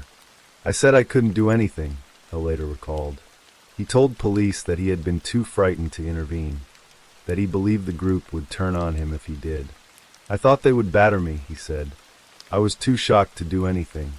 And so he left her there. Even more agonizing was a moment involving Suzanne's own sister's fiancé, Paul Barlow. Lee and Dudson helped Barlow repair his car, while Susan lay tied and tortured just meters away inside the house, and neither man said a word. Barlow later said, with barely concealed grief and fury, "They could have told me there and then. The door would have been kicked down, and I would have got Suzanne out." By December 13th, 10 days into the nightmare, the group began to hear whispers that Suzanne's family were planning to report her as a missing person. This was the decision point, the moment when their choices narrowed in their minds to a single terrible conclusion. They agreed that Suzanne had to be removed. In the early hours of December 14th, 1992, Suzanne Capper was forced into the boot of a stolen white Fiat Panda. She was barely clothed, barely conscious, and her body bore the accumulation of 10 days' worth of violence. In the car were Bernadette McNeely, Jean Powell, Glenn Powell, and Anthony Dudson. McNeely giggled as they drove. They traveled 15 miles south of Manchester, out through the darkened suburban streets and into the countryside, until they reached a narrow country lane at Werneth Low, near Romilly on the outskirts of Stockport. They pulled Suzanne from the boot, pushed her down an embankment into a patch of brambles. McNeely poured petrol over her. When she had difficulty getting it to ignite, Glenn Powell and Dudson stepped in, making multiple attempts until finally the flames caught. As the fire took hold, Bernadette McNeely began to sing. She sang "Burn Baby Burn, Burn Baby Burn," the chorus from the Tramps' Disco Inferno, as a 16-year-old girl burned in the dark beside her. Then the 4 of them walked back to the car. They stopped on the way home to buy canned drinks. They returned to Jean Powell's house, where Lee and Pook were waiting, and they told them what had been done. They were wrong about one thing. Suzanne Capper was not dead. With 80% of her body burned, with her hands so ravaged by fire that they looked, to those who later found her, like ash and raw meat, with her feet charred and her face barely recognizable, Susan crawled back up the embankment. She found the lane, and then she walked. She walked for approximately a quarter of a mile along Compstall Road, each step a testament to something that cannot be easily put into words. At 6:10 in the morning, 3 men on their way to work, Barry Sutcliffe and 2 of his colleagues, found her walking in the lane. They rushed her to a nearby house and knocked on the door of Michael and Margaret Coop to call for an ambulance. The Coops opened their door to find a teenage girl standing on their doorstep in the December dark, her body destroyed, her spirit somehow still present. Margaret Coop instinctively moved to put her arms around the girl, but Susan pulled away. The pain of being touched was too great. Suzanne asked for water. She drank 6 glasses, though she could not lift the glass herself because of what had been done to her hands. At the hospital, before the coma took her, Suzanne Capper did something extraordinary. Despite everything, the 10 days of captivity, the torture, the fire, the long walk through the dark, she remembered. She gave the police the names of all 6 of her attackers. She gave them Jean Powell's address at 97 Langworthy Road. She provided everything the investigation would need. Then she lost consciousness, and she never regained it. Suzanne's burns covered 75 to 80% of her body. The injuries to her hands were so severe that her mother and stepfather, arriving at the hospital, could not recognize her. She was identified by a partial fingerprint taken from her thumb, the only part of her hands that had not been entirely consumed by the fire. She died on December 18, 1992, 4 days after the attack, from multiple organ failure. Detective Inspector Peter Wall of Greater Manchester Police led the investigation. By 7:30 on the morning of December 14th, just over an hour after Suzanne had been found on that country road, he had officers en route to 97 Langworthy Road with instructions to arrest everyone they found there. Jean Powell and Bernadette McNeely were laughing and joking with each other as the handcuffs went on. All 6 initially denied any involvement. It was Anthony Dudson who, urged by his father to tell the truth, eventually broke the silence. As his statement began to unfold, D.I. Wall said later, "We just couldn't believe it. I kept asking myself how one human being could do this to another." Officers wept as the details emerged. The police, together with civilian staff at the station, quietly collected money among themselves and sent flowers to Suzanne in hospital. On December 17, 1992, the 6 accused were brought before magistrates in Manchester and remanded in custody, charged with kidnapping and attempted murder. When Suzanne died the following day, those charges became murder. The trial opened on November 16, 1993, and lasted 22 days. It received, in the press's reckoning, comparatively little attention. On December 17, 1993, the verdicts were delivered. Jean Powell, Glyn Powell, and Bernadette McNeely were found guilty of murder and sentenced to life imprisonment with a minimum tariff of 25 years. Anthony Dudson, who had been 16 at the time of the murder, was found guilty and sentenced to be detained indefinitely.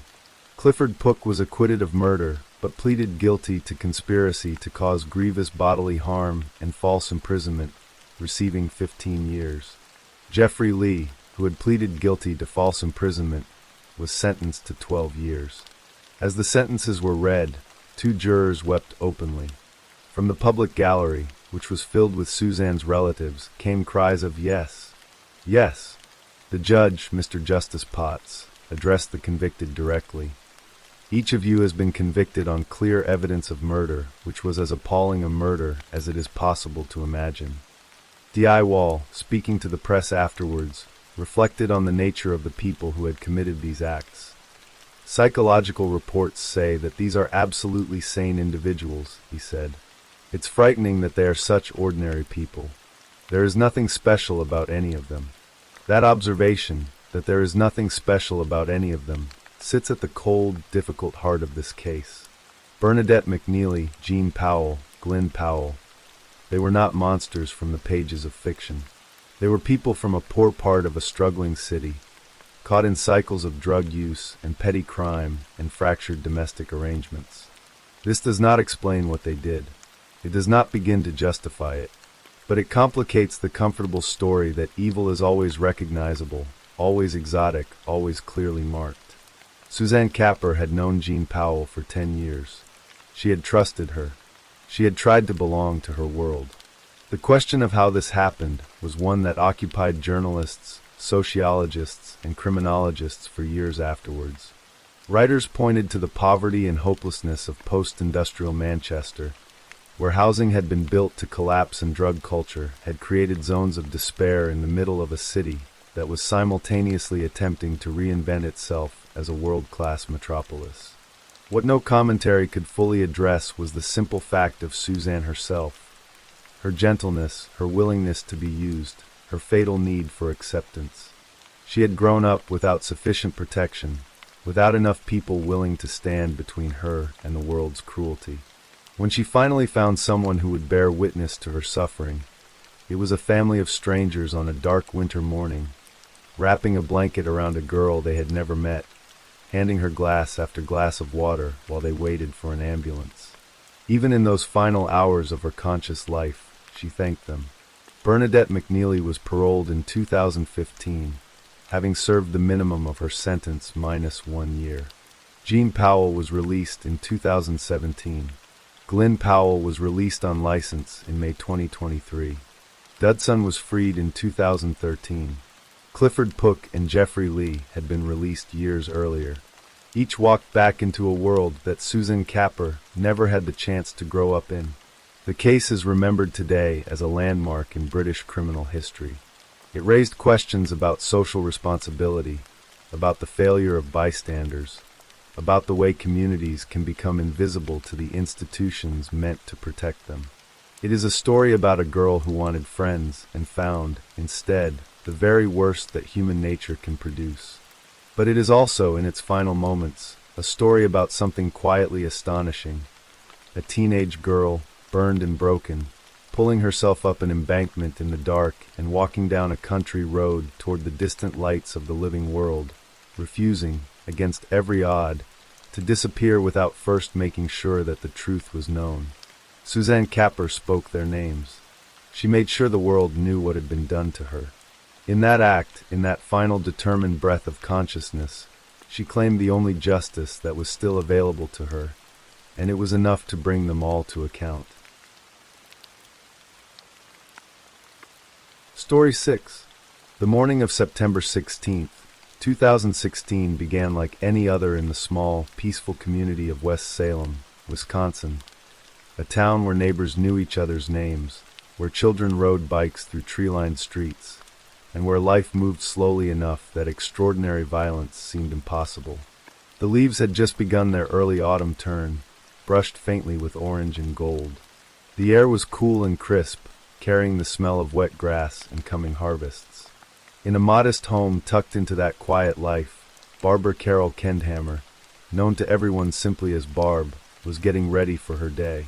Barbara was 46 years old, a woman whose life was defined not by ambition or achievement in the conventional sense, but by the warmth she brought into every room she entered. She worked in the cafeteria at a local middle school, feeding children with care and gentleness, greeting them with the kind of smile that made difficult mornings easier. She was a devoted mother to her 2 grown children, Jessica and Jordan. She had recently experienced one of the greatest joys of her life, becoming a grandmother for the first time. And she had just celebrated her 25th wedding anniversary with the man she had built her life around, a man named Todd Kendhammer. By all outward appearances, Todd and Barbara's marriage was strong. They were comfortable financially. Their children were healthy. A new grandchild had arrived to fill their home with fresh laughter. Whatever ordinary tensions existed beneath the surface of any marriage after 2.5 decades, no one in the family or community spoke of affairs, arguments, financial ruin, or simmering rage. Todd worked a regular job and supplemented their income on the side by replacing windshields, a skill that, though no one could have known it yet, would become terrifyingly central to the story about to unfold. That morning, Todd and Barbara got into their gray sedan and headed out together. They were driving to pick up a truck belonging to a man named Justin Heim, whose windshield needed replacing. It was a routine errand, the kind that fills ordinary mornings without leaving a mark. The rural road they took, County Road M, stretched through farmland and open countryside outside La Crosse, passing a horse ranch that stood quietly in the early morning light. It was an unremarkable route on an unremarkable morning. Then, just after 8 o'clock, everything changed. Surveillance cameras mounted at the horse ranch captured an image of the Kendhammer car passing by at approximately 7:57 in the morning. The car was moving normally. There was no sign yet of any catastrophe. But somewhere down that road, just minutes later, something happened inside that vehicle. Something that would consume the next several years of multiple lives, tear a family apart, and pit expert against expert in a courtroom battle that left even seasoned investigators shaken. At approximately 8:08 a.m., Todd Kendhammer called 911. His voice was frantic, broken by what sounded like despair and panic. He told the operator that they had been in an accident. "A pipe or something came through the windshield," he said. When emergency responders arrived at the scene, they found the gray sedan stopped on the rural road, partially off the pavement. Barbara was inside, grievously injured. She was breathing barely. Todd told the first responders, and then the investigators who followed, that a metal pipe had flown off a truck traveling in the opposite direction, crossed the lane, and exploded through the front windshield, striking Barbara in the head and neck with devastating force. He said he had reacted instinctively, throwing up his hands, which is why his palms bore fresh injuries. He said he had pulled the pipe out to try to help his wife, to perform CPR to save her. Barbara was rushed to a hospital in La Crosse. She never recovered. On the morning of September 17, 2016, Barbara Carol Kendhammer died from her injuries. The couple had just celebrated 25 years of marriage. The story Todd told was deeply human in its details. The shock, the pipe flying from nowhere, the helpless husband cradling his dying wife on a desolate country road. And in the beginning, it was treated with the seriousness of grief. But almost immediately, quietly and methodically, law enforcement investigators began to notice things that didn't sit right. The first problem was the truck. Todd had described a flatbed or similar vehicle traveling in the opposite direction, one that had been carrying the pipe that flew off and struck the windshield. Investigators canvassed the road and reviewed available surveillance footage from the area. The cameras at the horse ranch, positioned near the stretch of road where the incident allegedly occurred, showed no truck matching Todd's description passing in the opposing lane around the time of the accident. The truck, in short, appeared not to exist. The second problem was Barbara's body. La Crosse County's medical examiner, Dr. Kathleen McCubbin, performed the autopsy and found something that deeply troubled her. Barbara had not died from one clean, forceful impact to the face or throat, the kind of injury one might expect if a heavy pipe had suddenly punched through glass and struck a seated passenger. Instead, Barbara's body told a more violent and complicated story. She had blunt force injuries to her head and neck. She had 3 separate lacerations to the back of her skull. She had scratches on her neck. She had a broken nose. She had bruising across her body. Dr. McCubbin's autopsy report stated clearly that the pattern of injuries is inconsistent with the account of a pipe falling off a truck. The wounds, the doctor concluded, suggested something far more personal and sustained. A physical confrontation, a struggle. Violence applied not in one freak moment, but over a series of blows. The third problem was Todd himself. In the days following Barbara's death, as investigators asked gentle questions and then harder ones, Todd's story began to shift. On the morning of the accident, he had told police they were going to pick up a truck belonging to a man named Justin Heim. When investigators contacted Justin Heim, they discovered that Heim had never placed a windshield order with Todd. Heim hadn't spoken to him in weeks. He didn't need a windshield. He hadn't expected Todd to arrive that morning at all. When confronted with this, Todd changed his explanation. He said he'd actually been driving to see a friend of Heim's. When investigators tracked down that friend, they received the same answer. No windshield order, no appointment, no expectation of Todd's arrival. The destination, too, appeared not to exist. Investigators found themselves standing in front of a case with no solid alibi. A medical examiner who believed the death was inconsistent with the described accident, no corroborating evidence of the truck, and a husband with injuries on his hands and scratches on his neck and chest. Todd explained the scratches by noting that his side job involved handling glass. He explained his hand injuries by saying he had reflexively punched the windshield when he saw the pipe coming. Every answer had a counter-answer. Every piece of evidence had a shadow of ambiguity. And yet, taken together, the investigators' picture began to darken considerably around the man who had made the 911 call. 3 months after Barbara died, in December 2016, Todd Kendhammer was arrested and charged with first-degree intentional homicide. The news detonated through the family with the force of a second tragedy. Jessica and Jordan, Barbara and Todd's children, were shattered. They had already buried their mother. Now they were being asked to believe that the man who had raised them, who had doted on their mother, who had stood at her side for 25 years, was her killer. They refused to believe it. Jessica later told the CBS program 48 Hours that her father was incapable of lying. "He doesn't lie," she said. "So when he says he didn't do it, we believe him." Jordan pointed to the seeming absurdity of the prosecution's theory. Why would a man with more than 28 guns in the basement construct such an elaborate and unlikely scheme, driving his wife to a public road and staging an accident with a metal pipe? The prosecution, compelled by honesty, had to admit they had no clear motive. No affair, no financial devastation, no documented history of domestic violence. No reason, at least none visible to outside eyes, why Todd Kendhammer would want his wife dead. The trial began in December 2017, nearly 14 months after Barbara's death.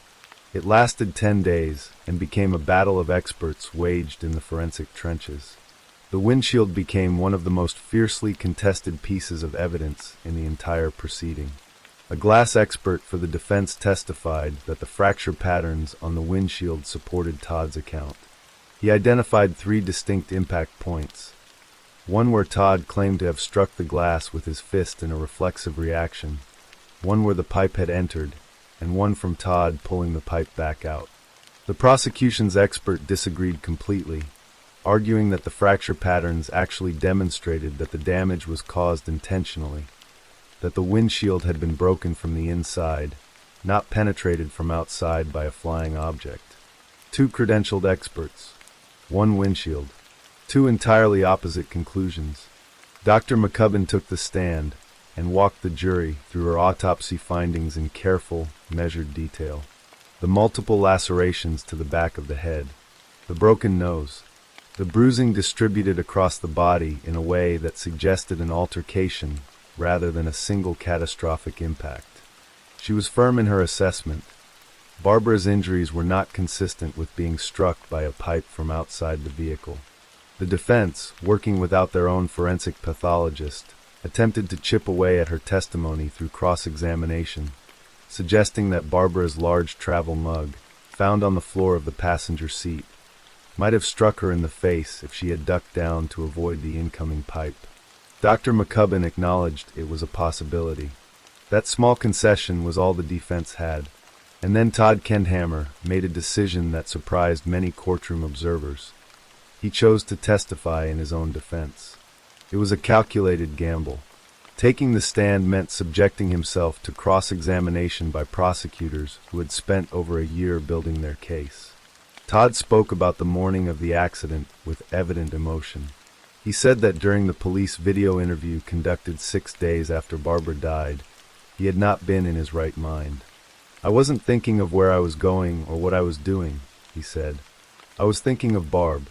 He explained his changing stories as the result of grief-induced confusion, of a mind scrambled by shock and loss. But prosecutor Tim Gruenk pressed him hard.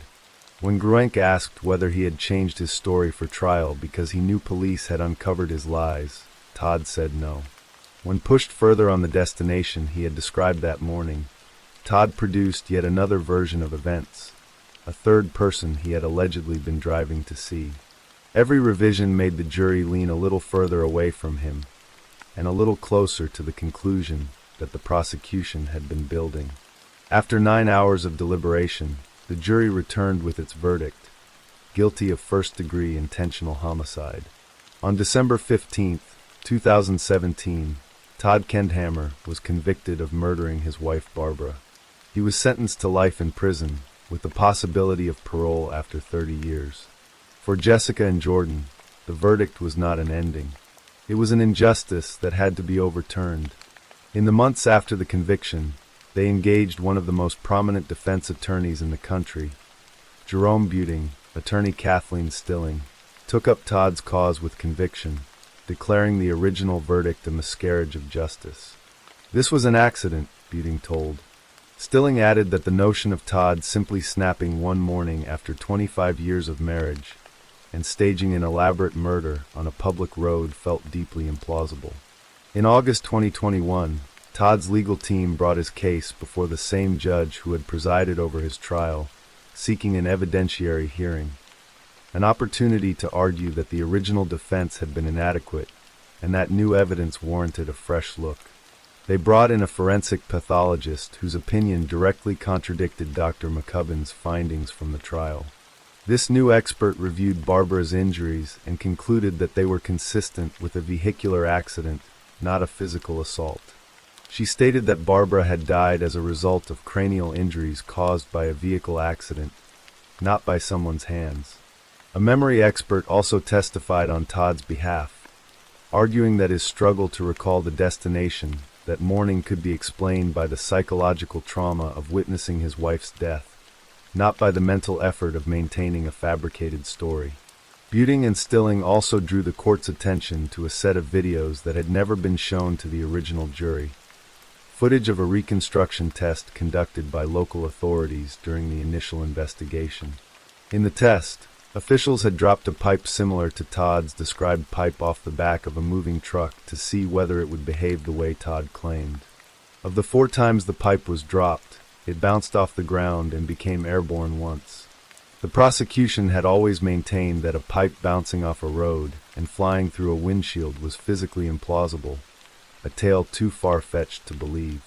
But this video, created by law enforcement itself, suggested that while unlikely, such a trajectory was not impossible. The fact that this footage had been withheld from the trial jury became one of the defense team's most pointed arguments.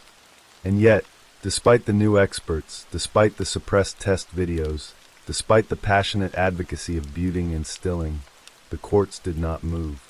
Todd Kendhammer's requests for a new trial were denied. The Wisconsin Court of Appeals reviewed the case and affirmed the conviction, finding no sufficient basis to overturn the jury's decision. The case even made its way toward the United States Supreme Court level in appellate filings, but no reversal came. District Attorney Tim Gruenk remained steadfast throughout. When asked whether he feared he might have helped convict an innocent man, he answered without hesitation, "Not in this case, no." Barbara Kendhammer's death remains one of the most quietly devastating cases in Wisconsin's recent legal history. Not because of its scale, not because of the number of victims, but because of the intimate, irreducible cruelty at its heart. A woman who worked in a school cafeteria. A woman who had just become a grandmother. A woman who, by all accounts, was happy. Gone on an ordinary Tuesday morning on a quiet rural road. Her death the subject of a legal dispute so intricate that 2 forensic experts could look at the same body and reach opposite conclusions. 2 glass experts could study the same windshield and tell entirely different stories, and a jury of 12 people could deliberate for 9 hours before deciding, beyond a reasonable doubt, that the man who called 911 that morning was the one who had caused the emergency. For Barbara's children, the grief has never resolved cleanly into acceptance. They lost their mother first, and then they lost the father they knew, or rather, the father they believe they are still trying to get back. Jessica's words carry the unbearable weight of someone caught between 2 loyalties and 2 tragedies at once. We aren't going to stop until he can be home. Whether that fight will ever reach a different conclusion remains, as of today, an open question. What is not open is the fact of Barbara's absence. She does not come home to her grandchild. She does not see the seasons change over that small Wisconsin town. She does not sit at the cafeteria counter where children once greeted her with their morning hunger and their sleepy eyes. The roads she drove are still there. County Road M still stretches through the same farmland, past the same horse ranch where the surveillance camera caught her car in the last ordinary minutes of her life. The pipe that allegedly flew or was thrust through a windshield is still a matter of legal dispute. But Barbara herself, warm, devoted, 46 years old in the early light of an autumn morning, is simply gone. And the full truth of what happened in that car on that quiet road remains one of those painful human mysteries that the law has ruled upon, but that the heart, depending on which side of the aisle it sits, may never fully accept. Story 7. The air in Waukesha, Wisconsin, on November 21st, 2021, was filled with the kind of pure, unadulterated joy that only a small-town Christmas parade can conjure. After a year lost to the pandemic's isolating silence, the 58th annual parade was a triumphant return to tradition, a beacon of comfort and joy cutting through the crisp late autumn afternoon. Families lined Main Street, their faces bright with anticipation, children clutching bags for candy, their laughter mingling with the festive strains of marching bands. Among the parade's most beloved fixtures were the Milwaukee Dancing Grannies, a troupe of women, grandmothers all, whose spirited routines had been a staple of local parades for decades. Dressed in festive attire, they moved with a vivacity that belied their years, their smiles infectious. Virginia Ginny Sorensen, 79, was at the heart of the group, a natural leader who had been a member for 19 years.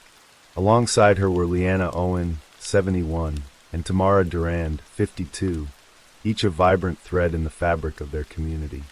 On this day, they were a moving portrait of exuberance, their pom-poms flashing in the sunlight.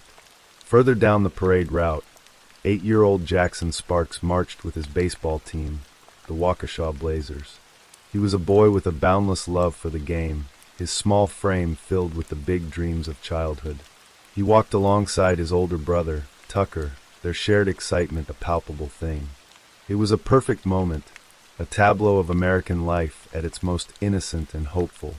But just minutes before, on a nearby street, a different kind of drama was unfolding, a dark prelude to the horror that was about to be unleashed. A domestic disturbance call had come in to the police. A man, later identified as 39-year-old Darrell Edward Brooks Jr., had been in a violent altercation with his ex-girlfriend. As police arrived at that scene, Brooks fled, climbing into his red Ford Escape SUV and speeding away. He was not being chased by police. He was simply leaving the scene of one crime, on a trajectory that would lead him to commit another, infinitely more monstrous one. At approximately 4:39 p.m., the festive bubble of the Waukesha Christmas parade was shattered. The red Ford Escape, with Darrell Brooks at the wheel, blew past the flimsy barricades marking the parade route. A police officer banged on the hood, yelling at him to stop, but the vehicle did not slow down. It accelerated, plunging into the river of humanity that filled the street. The sounds of Christmas music were abruptly replaced by the sickening thud of metal against flesh, the crunch of bone, and a chorus of screams that tore through the joyful atmosphere like a physical blow. The SUV did not travel in a straight line. Eyewitnesses and police would later describe how Brooks drove in a zigzag pattern, his movements deliberate, his intent clear. He was not trying to get through the crowd. He was trying to hit as many people as possible. One witness described the driver's face as calm and composed, a chilling detail that spoke of a profound and terrifying detachment from the carnage he was creating. The parade, a symbol of community and celebration, had become a killing field. The dancing grannies were among the first to be struck. The red SUV plowed into their ranks, tossing bodies into the air like dolls. Ginny Sorensen, Leanna Owen, and Tamara Durand were all killed, their joyful dance cut short in an instant of brutal violence. Another victim, 81-year-old Wilhelm Hospel, whose wife was a member of the Grannies, was also struck down. So was Jane Coolidge, 52, a bank teller who was there to enjoy the festivities. The vehicle continued its rampage, a harbinger of death carving a path of destruction down the parade route. It struck the Waukesha Blazers baseball team. Jackson Sparks, the 8-year-old with a love for the game, was fatally injured, dying in the hospital 2 days later. In total, the red SUV would strike 68 people, its rampage leaving a wake of broken bodies and shattered lives. 6 people were killed, and 62 others were injured, their wounds ranging from minor to life-altering. The parade route, once a river of joy, was now a river of blood and tears. After carving his path of destruction through the heart of Waukesha, Darrell Brooks sped away, abandoning the now damaged SUV and fleeing on foot. He made his way to a nearby residential neighborhood, a ghost in the encroaching twilight. He knocked on the door of a man named Daniel Ryder, telling him he was homeless and needed to use a phone to call for an Uber. Ryder, unaware of the horror that had just unfolded a few blocks away, took pity on the stranger. He let Brooks into his home, gave him a sandwich, and lent him a jacket. But when police arrived in the area, Ryder asked him to leave. Brooks surrendered to the officers without a fight, his brief flight from justice over. In the aftermath of the attack, the community of Waukesha was plunged into a state of shock and profound grief. Vigils were held, makeshift memorials sprang up, and a city tried to grapple with the senselessness of it all. The name Darrell Brooks, once known only to the criminal justice system and the people whose lives he had touched with his violence, was now synonymous with an act of unimaginable evil. Who was this man? Darrell Edward Brooks, Jr. was a product of a troubled life, a man with a long and winding criminal history that stretched back to his teenage years. Born and raised in Milwaukee, he grew up without a father but had a supportive mother. His grandmother would later write to the court, stating that he had been diagnosed with bipolar disorder at the age of 12. His first felony charge came in 1999 for substantial battery. Over the next 2 decades, his rap sheet grew, a litany of charges that included statutory sexual seduction, domestic violence, and recklessly endangering safety. He was a registered sex offender in Wisconsin and had an outstanding warrant for another sex crime in Nevada. His life was a revolving door of arrests, convictions, and releases. Just 3 weeks before the parade attack, he had been arrested for punching his ex-girlfriend and then running her over with his vehicle. He was charged with several felonies, but on November 19th, just 2 days before the parade, he was released after posting a mere $1,000 bail. The Milwaukee District Attorney's Office would later admit that this bail amount was inappropriately low, a human error that had allowed a violent man to walk free, with devastating consequences. As he sat in jail, Brooks gave an interview to Fox News, casting himself as the victim. "I just feel like I'm being demonized," he said. His mother wrote a letter to the media, citing his long history of mental health problems and his lack of health insurance to pay for treatment. But for the community of Waukesha, and for the prosecutors preparing their case against him, the motive was not to be found in his mental health history, but in the rage and violence that had defined his life. Prosecutors alleged that after the domestic dispute with his ex-girlfriend, Brooks was trying to strike and hurt as many people as possible. The legal proceedings that followed were as bizarre and chaotic as the crime itself. Brooks was charged with 76 counts, including 6 counts of first-degree intentional homicide and 61 counts of reckless endangerment. He initially pleaded not guilty by reason of insanity, but that plea was later withdrawn. Then, in a move that would set the stage for a trial unlike any other, Brooks decided to dismiss his public defenders and represent himself. The trial of Darrell Brooks, which began in October 2022, quickly devolved into a spectacle of sovereign citizen rhetoric, constant interruptions, and open defiance of the court's authority. From the outset, Brooks refused to recognize his own name or the jurisdiction of the court. He engaged in long, rambling debates with the judge, Waukesha County Circuit Judge Jennifer Doro, questioning the nature of the court and arguing that the state of Wisconsin, as an entity, could not file a claim against him. Judge Doro, in an extraordinary display of patience and judicial fortitude, repeatedly tried to steer the proceedings back on track. But Brooks was relentless in his efforts to disrupt and derail the trial. He engaged in frequent outbursts, backtalked the judge, glared at witnesses, and made nonsensical objections. He was repeatedly removed from the courtroom for his behavior, forced to participate from an adjacent room via video feed. In these moments, he would often sit with his back to the camera, sometimes taking off his shirt, a petulant child in the face of overwhelming evidence and the solemnity of the law. The prosecution, led by District Attorney Susan Opper, methodically presented their case. They showed the jury the horrific video footage of the attack, the red SUV plowing through the parade, a scene so disturbing that Judge Doro would later admit it kept her up at night. They called witnesses who described the terror of that day, the screams, the chaos, the unimaginable loss. They argued that Brooks' actions were intentional, that his failure to stop after hitting the first person, and then the second, and then the third, was proof of his intent to kill. This was an intentional act by Darrell Brooks, Opper told the jury, an act of a man who showed utter disregard for human life. When it was his turn to present his defense, Brooks offered a tearful, rambling closing argument, implying that his vehicle may have malfunctioned.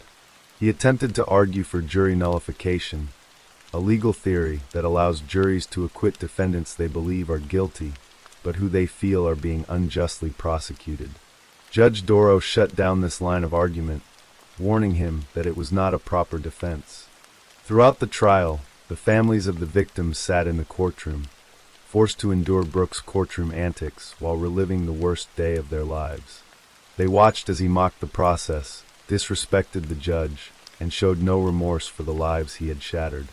On October 26, 2022, after deliberating for just over 3 hours, the jury returned with their verdict. As the foreperson read the word guilty 76 times, once for each count, Darrell Brooks sat with his head in his hands, silent for the first time in weeks. The sentencing hearing, held in November, was a 2-day outpouring of grief and rage. Dozens of victims and their family members confronted the man who had torn their world apart. Chris Owens, whose mother, Leanna Owen, was one of the dancing grannies who was killed, looked at Brooks and said, "All I ask is you rot, and you rot slow." They spoke of their lost loved ones, of the physical and emotional scars that would never heal, of the joy that had been stolen from their lives. Brooks, given the opportunity to speak for over 2 hours, offered a rambling, self-pitying monologue, blaming his mental health and his troubled childhood. He offered a half-hearted apology, but for the victims and for the judge, it was too little, too late. "I waited for a true apology," Judge Doro said. "I didn't get it." Before handing down her sentence, Judge Doro spoke directly to Brooks, her voice filled with a mixture of sorrow and steel. "It is very clear to this court that he understands the difference between right and wrong, and he simply chooses to ignore his conscience," she said. "He is fueled by anger and rage. Some people unfortunately choose a path of evil. And I think, Mr. Brooks, you are one of those such persons." She acknowledged the pain he had caused, the vicious, senseless nature of his crime. "Frankly, Mr. Brooks," she said, "no one is safe from you. This community can only be safe if you are behind bars for the rest of your life." She then sentenced him to 6 consecutive life sentences without the possibility of parole, one for each life he had taken. For the 61 counts of reckless endangerment, she added an additional 762 years. The courtroom erupted in applause. Darrell Brooks, the man who had turned a Christmas parade into a massacre, would spend the rest of his days in a prison cell, a caged monster, his legacy nothing more than the pain and destruction he had left behind in the streets of Waukesha.